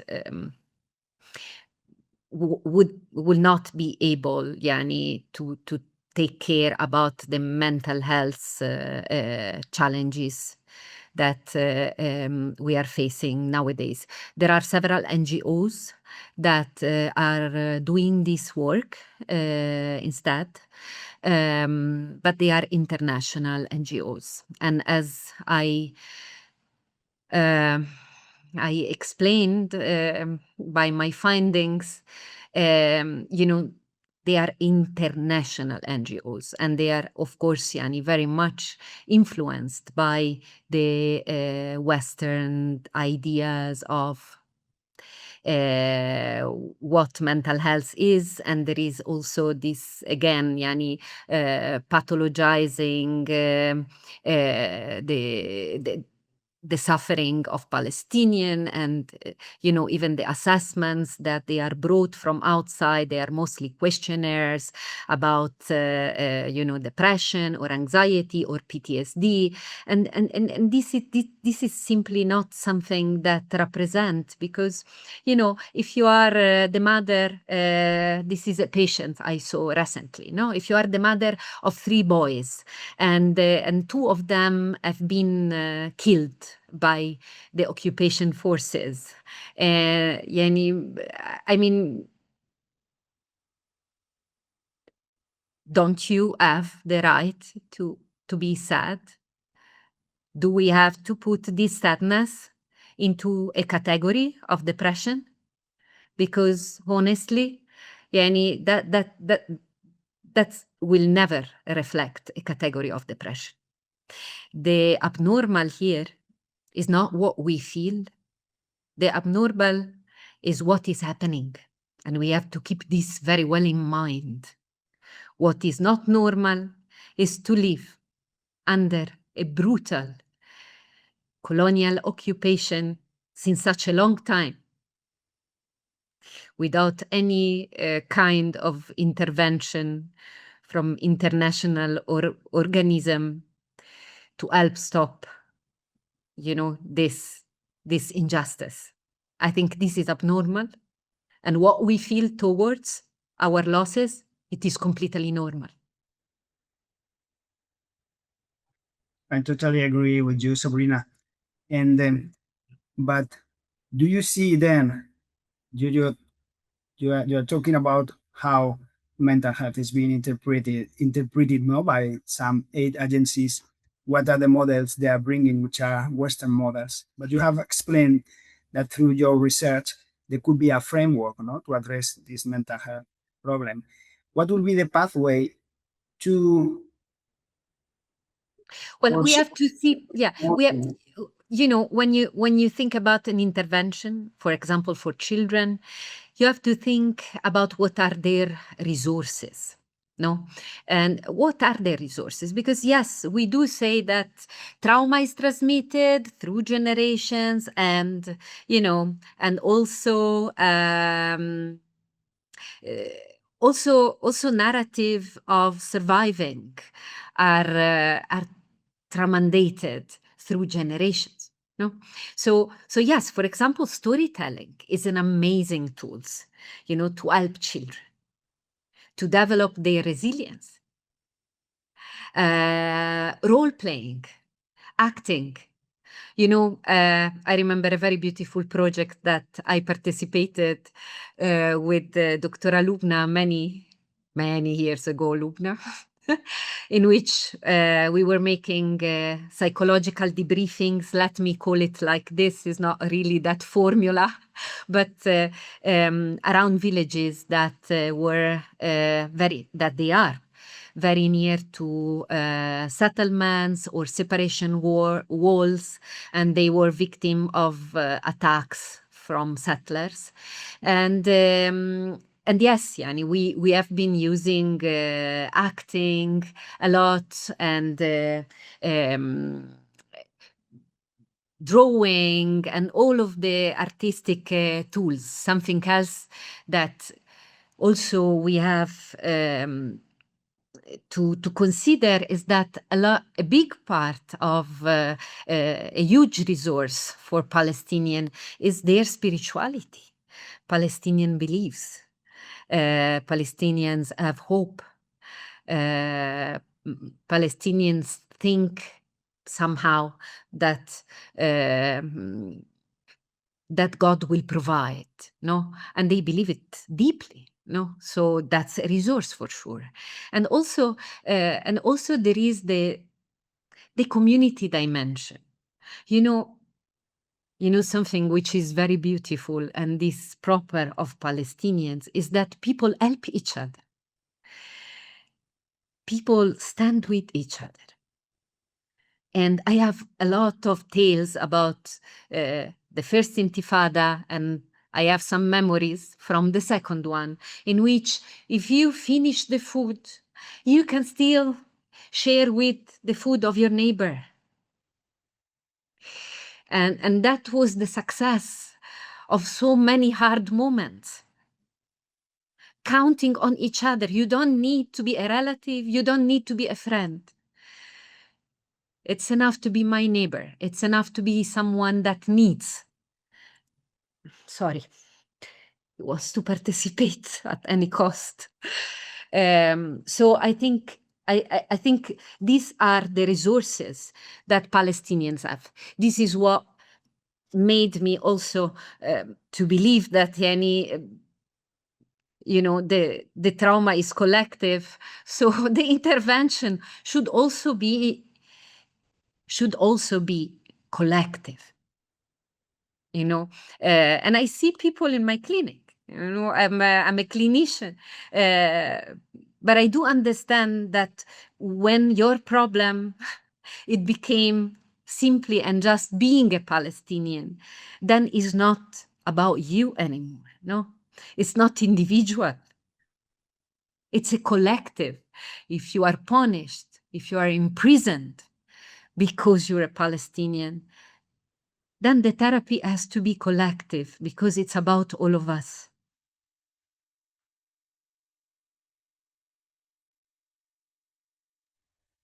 Thank you very much for sharing, Sabrina. Very insightful words. I'm not sure if Lobna, you had your hand raised. I don't know you wanted to say something. It's okay. No, thank you. I think it was explained, but I want to add something that sometimes it raises some worries regarding the situation. Sometimes we feel that, am I normal? Because we exceed the level of being resilient. Sometimes you feel that the people are making funs regarding the situation and they take it as a funny situation, or they are laughing, making jokes about the invasion. So sometimes really the question are arising inside us. Am I normal? Is this reaction normal? What in the long term outcome I will find? I will find, like in after years, a generation with abnormalities, or a generation still holding that resilient behaviors. You know, Lubna, this makes me to remember something, wallah, a memory of so many years ago, which is the first time that I came actually to Palestine. I was young and I was a volunteer, and it was the Intifada. It was 2002 or 3, and with very little experience, I was put in an ambulance in Nablus because this was the role of the internationals at that time, like to be a deterrent, to shoot on ambulances. And I can tell you that that was not the case. We weren't a deterrent. They were still shooting on ambulances, even if we were inside. So, but in any case, what I remember very well is that I was a bit shocked because all of the volunteers, so we were literally at the end of the day, yani, our clothes were full of blood. You know, you can imagine yani, being in an ambulance, yani, of course. Yani.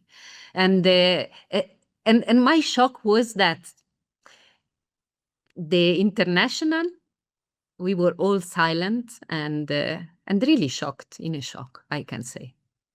And the Palestinian volunteers were preparing the breakfast, putting food for the dinner, singing sometimes, chatting. And yes, it was a shock. But then what can I say? Yani, I remember I even asked, yani, how can you take it in this way? And the answer was always, yani, but this is the everyday life since at least 2 years. How could I still be shocked like you every single day? So normalizing is not really believing that is normal. It is more believing that I have to cope with this because life gives me this now. This is what life gives me now. This is what we have. And we have to work with what we have. And we still have to eat. And still we have to play with our kids when we go back home. And still we have to think, what can we buy for Al-Eid? And we still have to prepare a lunch. Yeah. Even if they are bombing. Lubna, in the past 1 month, Hani, you know very well, we have been working and hearing the bomb in our here. Yes, exactly. And we did it anyway. We continue, yes. We We did still it. continue, yeah. Yes. We continue. Now we have no choice, guys. We Really, have no choice. maybe this is the answer. We don't have another choice. Yeah. We don't have another choice. Yeah. We don't have another choice. Thank you Yes. so much. Thank you. Thank you. Thanks, both of you. And we do move to the next speaker, but we will continue discussions later. Okay. So Dr. Ahmad Khodrov, he's the director of the Heart Center at the Arab American University, Jenin, West Bank, State of Palestine. He's an academic member of the Faculty of Nursing and also a member of the Basic Life Support Training Center. He's a certified instructor in basic life support and advanced cardiovascular life support with the American Heart Association. And he's specialized in nursing education, emergency and critical care, and simulation-based learning according to international standards. And Dr. Ahmad, he will talk about cardiopulmonary resuscitation and first aid training in conflict settings, preparing medical students and healthcare providers for emergency care in Palestine. Yes. Thank you, Isra. Thank you all. Thank you, Aida. Thank you, Adila. Welcome, everyone. I am very pleased to meet you and participate with you. Today, I will speak about the cardiopulmonary resuscitation and first aid training in conflict setting, preparing medical student and healthcare and community people, provider for emergency care and critical situation in Palestine. I would like to ask for your permission to allow me being for briefly discussion the importance of cardiopulmonary resuscitation and first aid and the critical time and minute about survival time intervention and how this directly impact the patient survival outcome. After that, I will address some of the challenge we face in implementing this in Palestine due to the political situation and crosspoint, and how we as a professional and trainer and instructor can contribute to improve this reality and this critical situation. Okay, now, okay. Firstly, cardiopulmonary resuscitation and first aid training in conflict setting. Mainly in stable setting, we usually assume that ambulance and emergency department will reach to the patient quickly. But the assumption is not guaranteed to in conflict setting, especially in Gaza and Palestine. Road may be closed, the hospital may be overcrowded or damaged, and transport itself may be slow or unsafe. The core idea for first aid and CPR are not optional extra.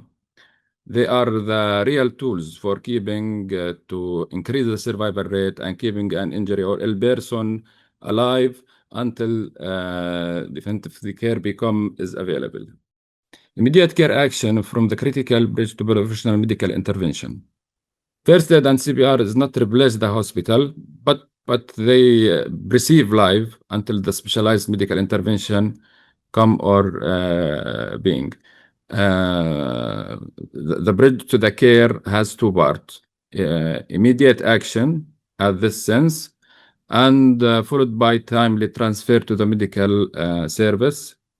In conflict setting, the bridge become longer and more fragile, which make the quality of the community response even more important, and awareness about this this training or this this skill for resuscitation. Okay, why early action matters before the hospital arrive, and why our center and training center make train to the outside pre-hospital people. The community reality, about 70% of cardiac arrest occurs outside of the hospital, primary in home or street or community setting, campus of the university, anywhere. That's mean the first person to witness the emergency is not a doctor or the paramedic or nurse, but is the family member, community member, maybe student, maybe teacher, or any volunteer in the street or the community.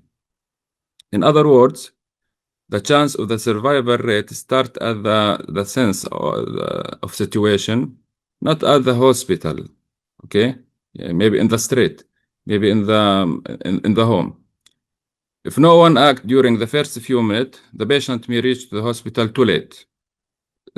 That's why community training in CPR, bleeding control, recovery position, and safe activation of help directory. The first link is the chance survival in the according to the AHA, American Heart Association rule and regulation. The 10-minute window and brain perfusion is the under title the golden second. Okay. 1 minute recognize arrest and call for help. 3 minutes start high quality chest compression. 5 minutes attach AED, automated external defibrillation. 10 minute continue CPR until the advanced care arrive or the advanced ambulance arrive. When the heart stop or breathing fails, every minute matter CPR help to increase survival rate for the patient. For the brain reperfusion, recognize emergency calling for help is essential. Then high quality compression become the main priority. Okay, what is the AED? AED, automated external defibrillator.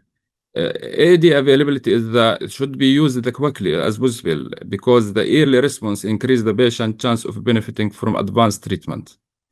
AED is the community device in the airport, in the malls, in the supermarket, anywhere. Okay. What is the survival time? Survival time, or the golden minute. Golden minute is يعني every 2-minute interruption delay when resuscitation any patient maybe decrease the survival rate for the patient about 7 to 10% this يعني when CPR start early and the AD is usual early, survival can improve about 10% decrease of survival rate when delay or interruption time more than 1 to 2 minutes. Okay, conflict setting. Conflict setting is increase the restrict care.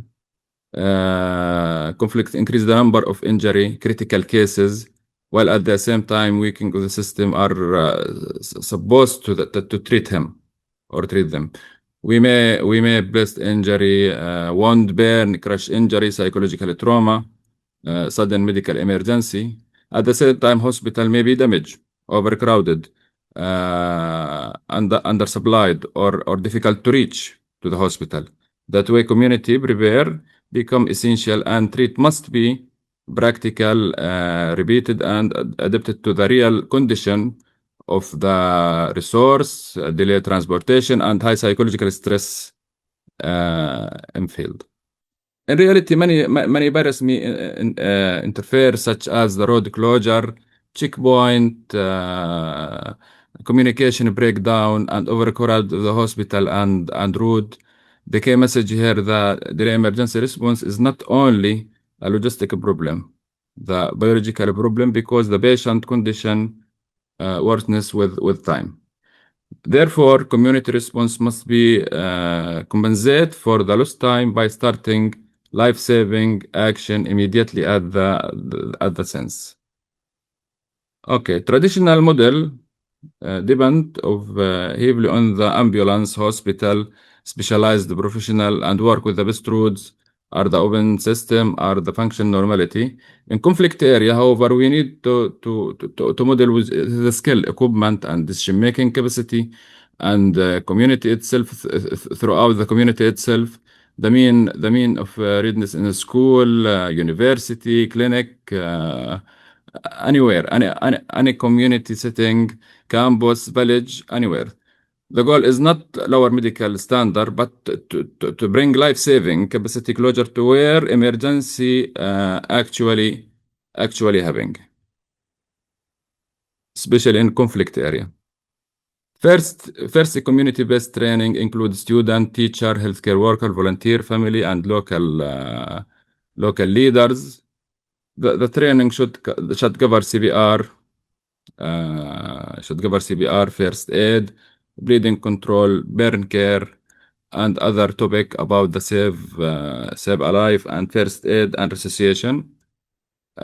Second pillar strategy can such as installation equipment like AED. AED is the very important device to increase survival rate, because they eliminate abnormal heart rhythm,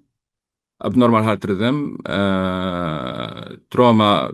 AED is the small device. Install is application in the all building, like this all building, or in the campus, our university in the Palestine, and automated, and can speak with more than one language,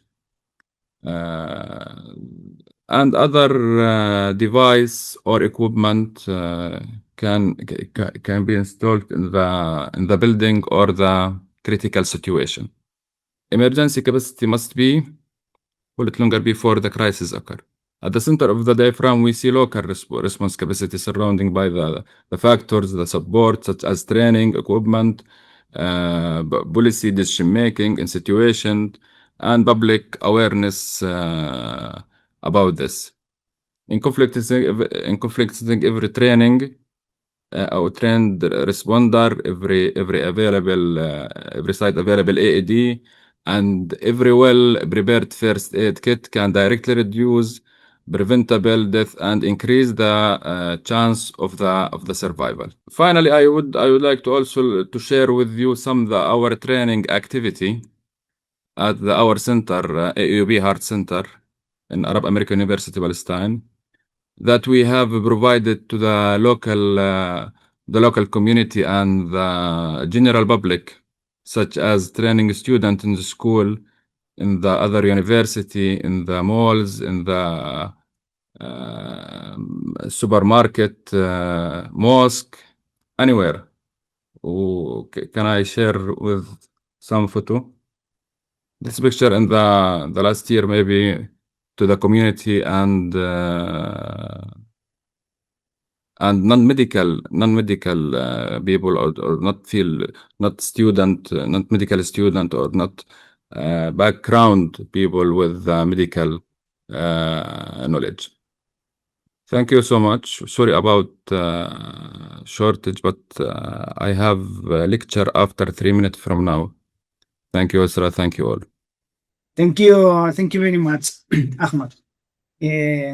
Actually, I think it's quite important, the work you are doing, and it's it would have been interesting to know a little bit more about how this cascade training, it's conducted, or to be able to provide this support, even, and make the community or city people to participate in this aspect. Actually, it's very, very insightful. I do have a question for you while I check if there is anyone in the question and answer. Sorry. Medical students, they are expecting to have their training, and in a situation where there is no conflict, or at least they can do their learning, and they can do their practice in an appropriate manner. They are supposed to learn the best, right, to take care of the people, to look after the people. But in this situation that you are providing, like something like emergency training, how do you balance this compromise between safety for those in need of the care, and also the quality, because you must be sure that you are providing a very good quality training, So how do you handle this, and if you have some red lines, or how do you work with this? Oh, I think he had he had to go. Yeah, that's Can I answer that yes, part, please? because it's also your topic. Yeah. Thank you. Actually, in Arab American University, we had the cardiac center, which was the first accredited by American Heart Association. We have different programs. We are providing a highly professional training in the normal situations for the basic life support and the advanced life support. And we have a program for the crisis situation, in which it is very short, and it focuses on the basic skills for life saving, at least for the first minutes, as Ahmed mentioned. We are trying also to make a community compasion between each continuously. We are creating that training courses in the streets, in the malls, in the homes, and focus just on the basic skills that are needed to deliver basic life support. And now we hopefully we could integrate the external device, which is the external defibrillator. It is very simple. It's not complicated. Anyone can use it, even if he is not medical. That device is giving an instruction for the user, And we started to make training for the community in the university and the community in the villages and the community in the camps and the refugee communities to use that defibrillator. We are trying now to search for a fund to have more of these, because it's really differ, because it can save the lives in a person that increase around 80% the safety, the life-saving probability by using that device. So Dr. Ahmed, he's coming back. I'm sorry, Dr. Ahmed, I answered the question instead of you. Thank you, Dr. Rubna, He's one sorry for of the the interruption. he's one of the leading person in making voluntary combustion and يعني collaboration with a very trained volunteers, people that they have the certificate of BLS, ACLS, and we are trying to increase the life-saving percentage. So I was explaining, Dr. Ahmed, that we have different programs in the AHA center. Thank you, Dr. Lubna. Sorry for the interruption and disconnection, the internet. No worries. Understood. We were discussing about how do you balance, in this situation, safety and quality, because the training possibilities are not the best. If you want, it's not the best context to receive this kind of training, but of course you have to do it. You have to apply to save lives, but at the same time, you have to do it in a very accurate manner in order to not to compromise quality, because lack of training or whatever. So, and that I understand there is a balance there that you need to handle, and maybe there are also strategies to address that. And I'm not going to explain the training process. You also explain that, so I think it's more or less clear. I don't know if you want to address something, like, for example, if you do consider this potential risk, if people are not trained properly. Yes, but I want to add that we have a guideline. Even in the emergency training, we are following the guideline of American Heart Association. So we assure that even the short training that may be given to the mother, how to rescue her child, it is controlled by steps defined from the American Heart Association. Like choking, Yeah. and yeah. That was my point. So now that I have both of you here, and I think this question, it's mostly related to you too, but maybe the other panelists, they want also to address the question. Do you think there is something about the health workforce and resilience in Palestine that can be used as an example to train people in other contexts, in other conflicts outside of Palestine, or maybe there is already some experience? I didn't get the question. So I'm telling that if you feel there is something related to the resilience of your health workforce, the way you work, the way health workers do the job in Palestine. Yes, the experience, the experience of the health workforce resilience in Palestine can be used as the valuable example training of other conflict-affected setting, important under-resource constraints, task shifting, community-based emergency response. Essential health servants during the instability, while there are already some that draw lesson from the conflict and health system global. Palestinian and caregiver Palestinian experience is still not fully systemized into the widely used training framework. But our center now, we established the network of the training center about the resuscitation and the first aid in the university and in the facility of the like hospital, professional health facility. Therefore, strong potential for develop and formalize this experience into the structure educational models can apply it in the other contexts. Like in our university, the course of the CPR and the course of the first aid now is the requirement course in the syllabus of the student, and the all plan of the student required for graduation to the student. Course first aid and CPR and advanced CPR and advanced first aid, or this requirement for the student. Interesting. Summer, I think you have your hand raised. You want to intervene? Yes, Ezra. Thank you, Dr. Ahmed, for the answering the question, and I would like to answer the question in light of Gaza context. Actually, the resilience of the health workforce in Gaza is primarily reflected in the sustained commitment of healthcare workers who continue to provide services under extreme and often life-threatening conditions.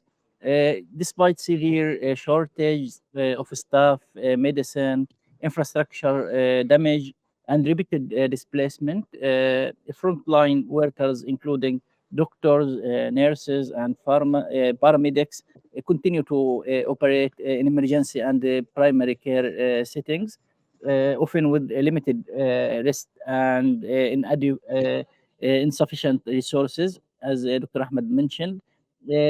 Actually, their resilience is supported in part by coordination and surge assistance from humanitarian actors such as the WHO, UNICEF, and other international organizations.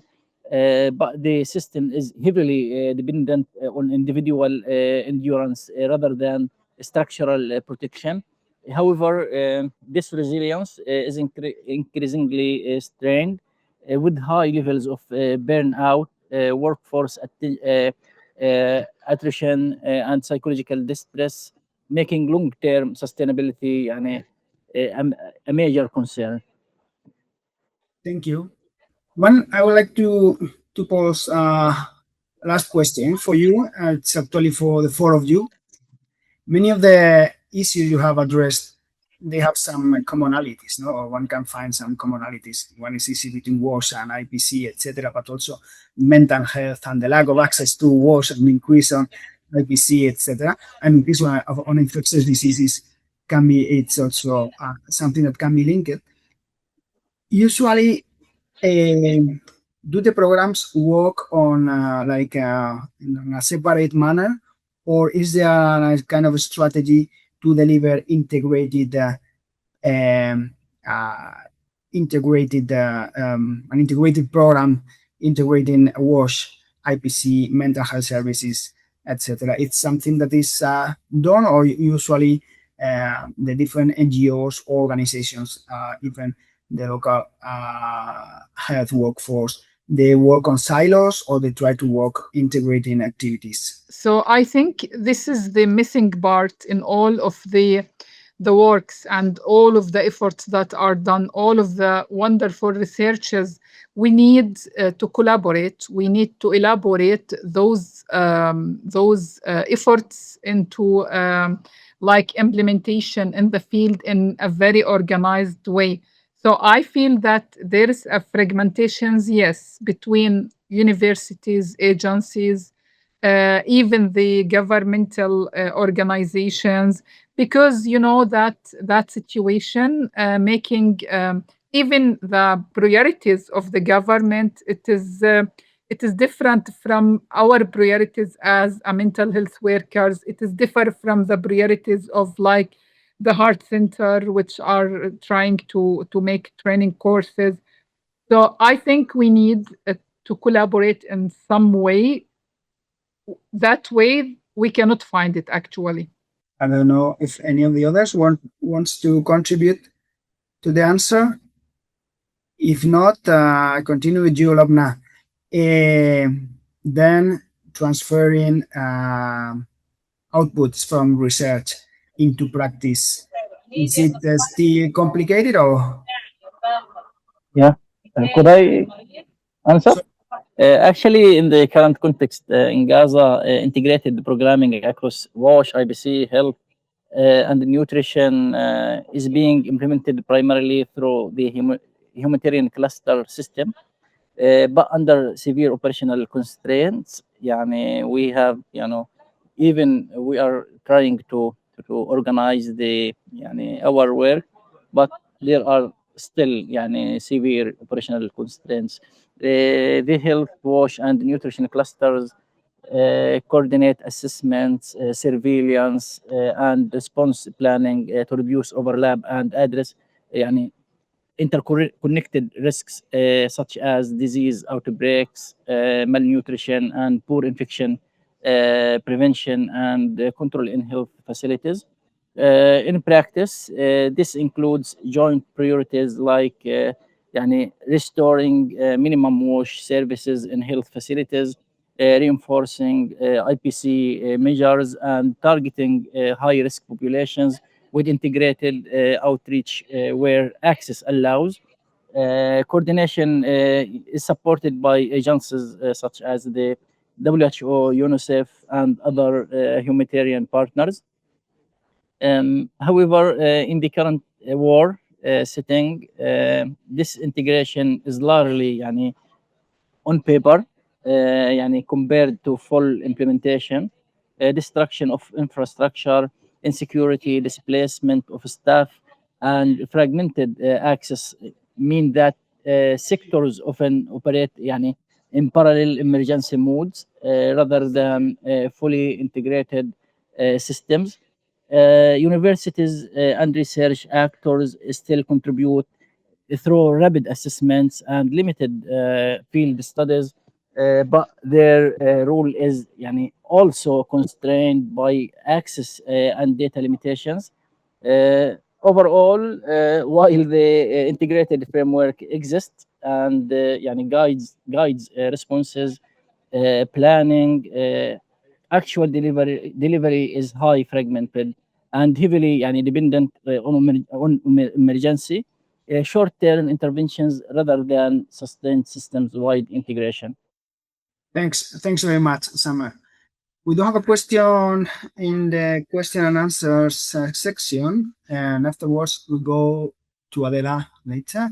So the question is from it was from from Maria Romay, who is thank you all of you for thanking all of you for the presentations and for sharing with us.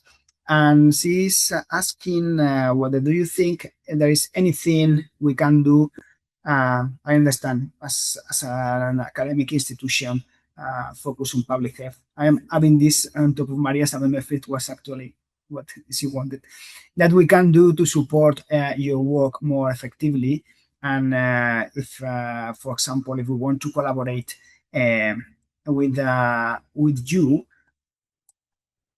which will be the interlocutor to which of the different actors should we reach, like the university or who exactly? I think it's more or less the question. If I'm having on top of that, sorry.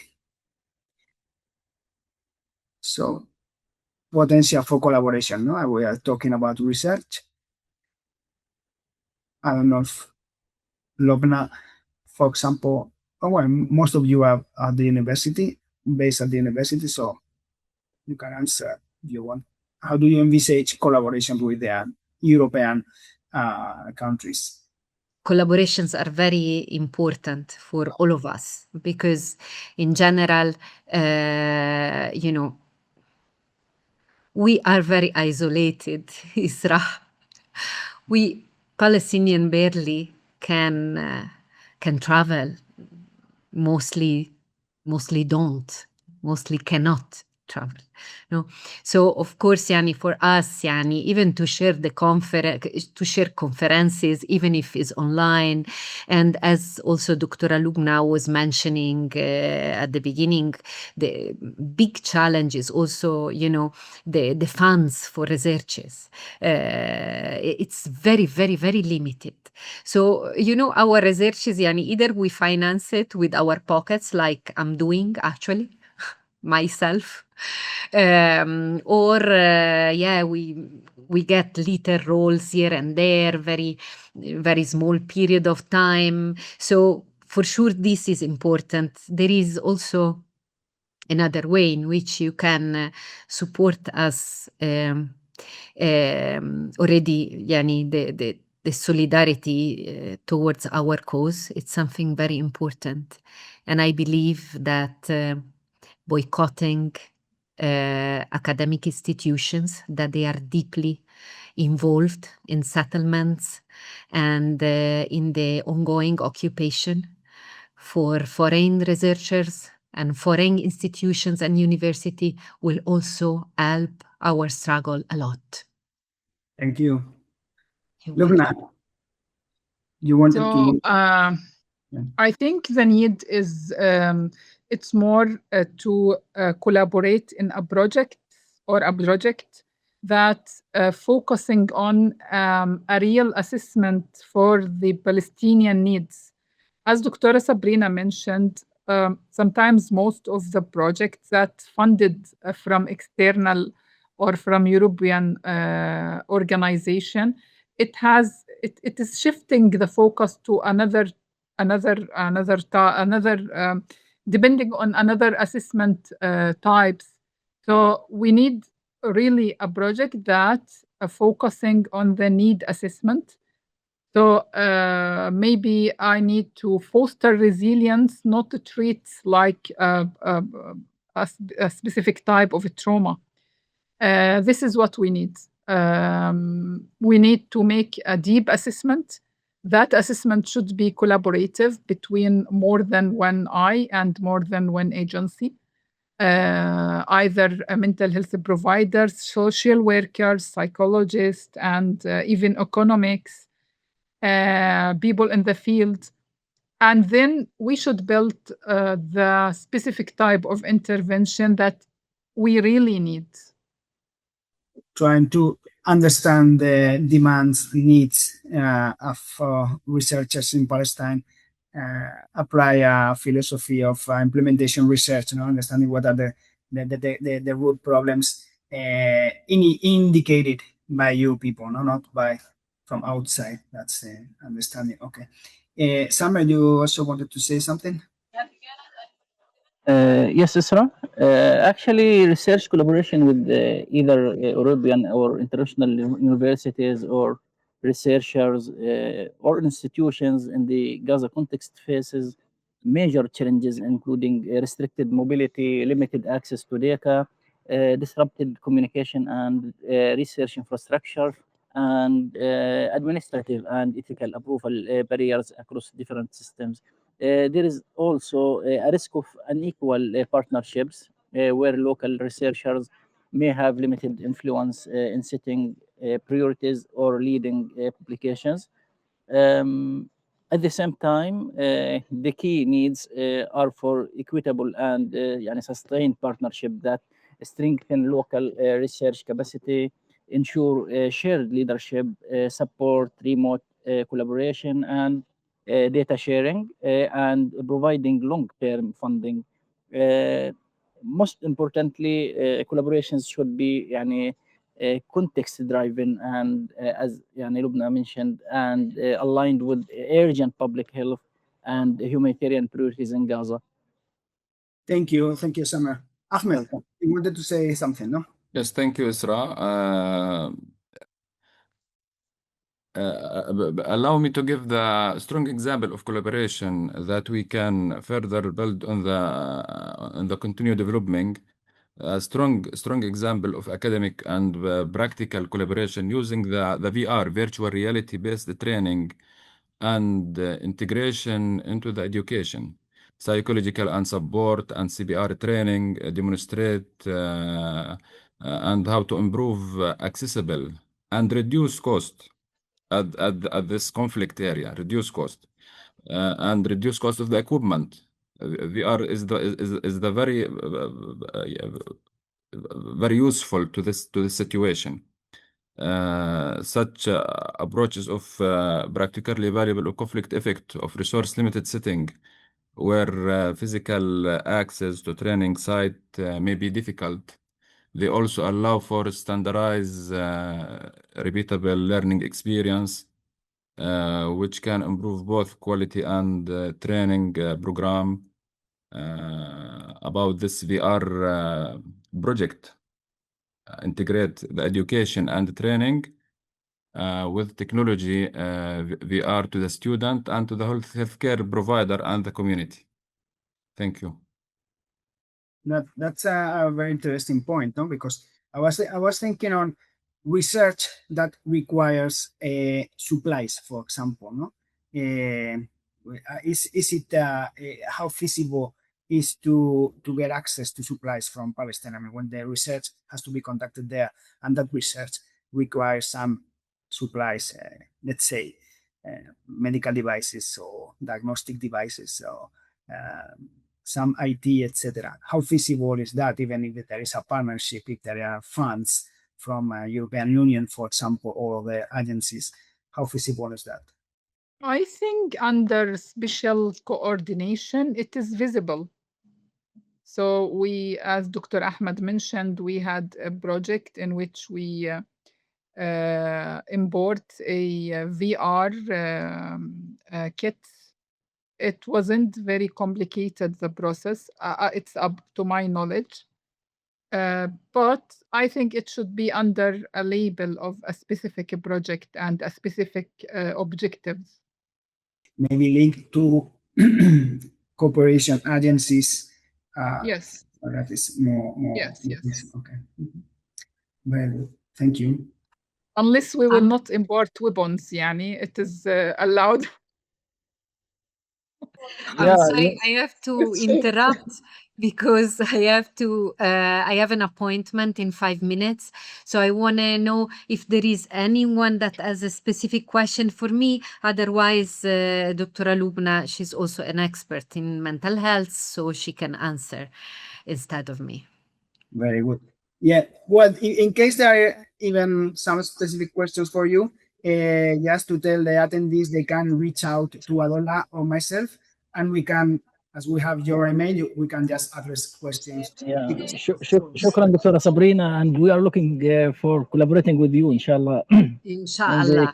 وأنا كمان وأنا أكتر.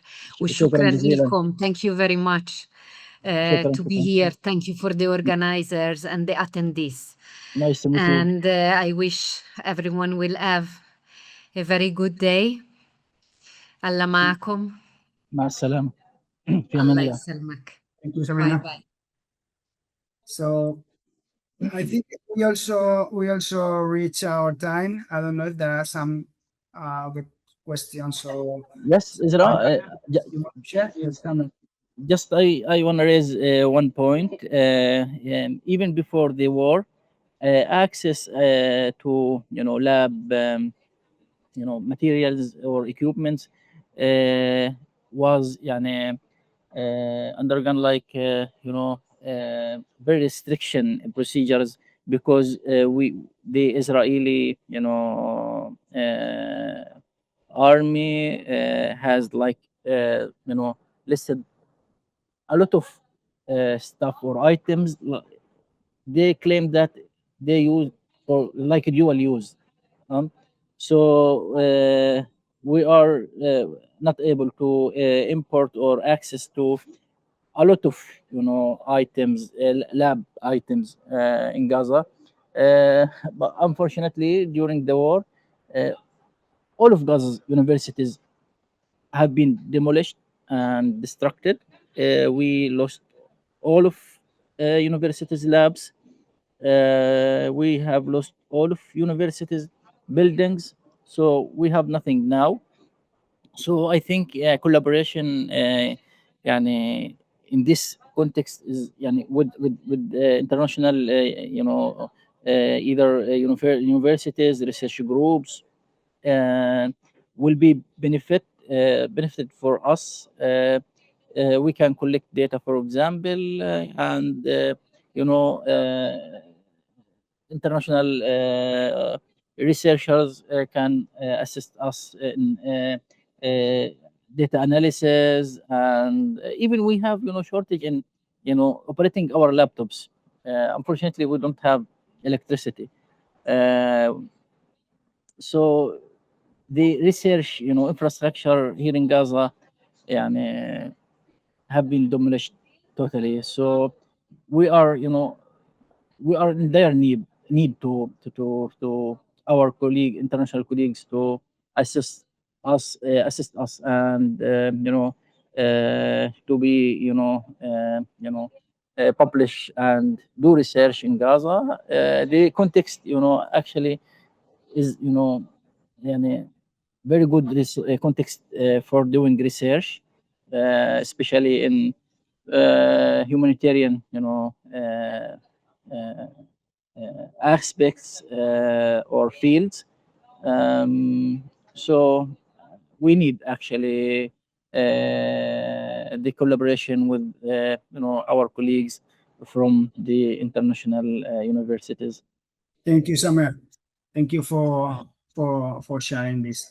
Well, we are a number of researchers here in the webinar, so we will take note of that, and I hope we can continue talking to you, discussing to you, and hopefully, having some collaborations. Well, it's about time to leave. I'm very sorry, and actually, not only Sabrina, but I think Ahmed also left. So I would like to thank you so much for joining us today, for your generosity in sharing your experiences and insights on health system resilience, on research in your country, Palestine.